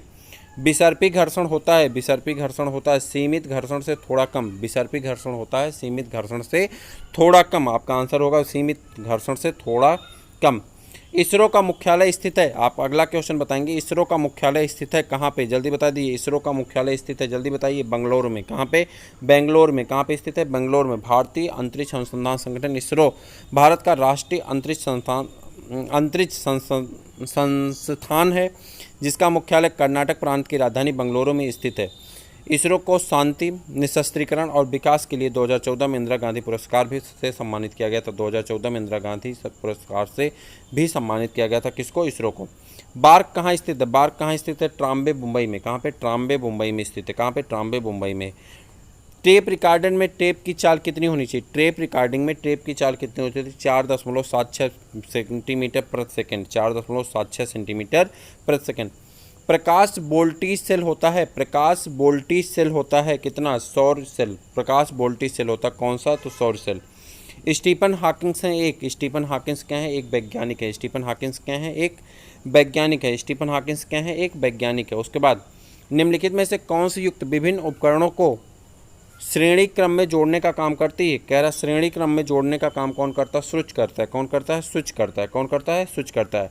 इलेक्ट्रॉनिक संचार प्रणालियों में शोर निम्नलिखित में से किसे संदर्भित करता है? इलेक्ट्रॉनिक संचार प्रणालियों में शोर निम्नलिखित में से किसे संदर्भित करता है? तो आप बताएंगे किसको करता है। तो आप कहेंगे अवांछित सिग्नल जो संदेश सिग्नल के प्रसारण और प्रसरण में बाधा डालते हैं। ठीक, आगे बढ़ जाते हैं। हवा की हवा में मार करने वाली मिसाइल का नाम क्या है? हवा की हवा में मार करने वाली मिसाइल को क्या कहते हैं? अस्त्र कहते हैं। क्या कहते हैं? अस्त्र कहते हैं। जिसे फेंक कर चलाया जाता है या दूर फेंक कर मारा जाता है उसे अस्त्र कहते हैं, और जिसे हाथ में लेकर के मारा जाता है उसे शस्त्र कहते हैं। चलिए, DRDO द्वारा विकसित निम्नलिखित में से कौन सी मिसाइल हवा में मार करने के लिए बनाई गई? हवा में तो कहेंगे हवा को हवा में मारने के लिए अस्त्र।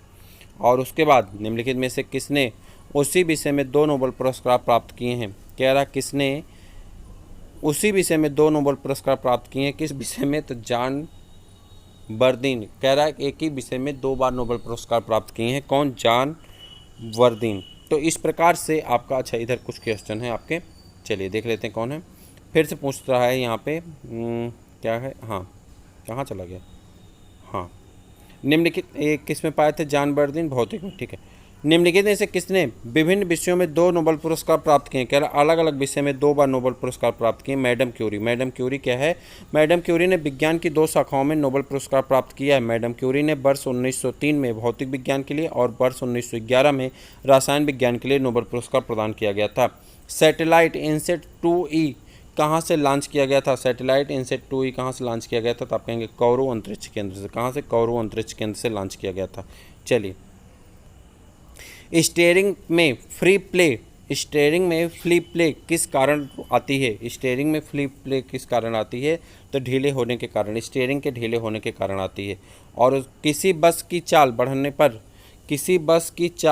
पर ही रोशनी का बढ़ना यह किस स्थिति को दर्शाता है? कह रहा है बस की चाल बढ़ने पर रोशनी का बढ़ना किस स्थिति को दर्शाता है? कमज़ोर बैटरी को। किसको दर्शाता है?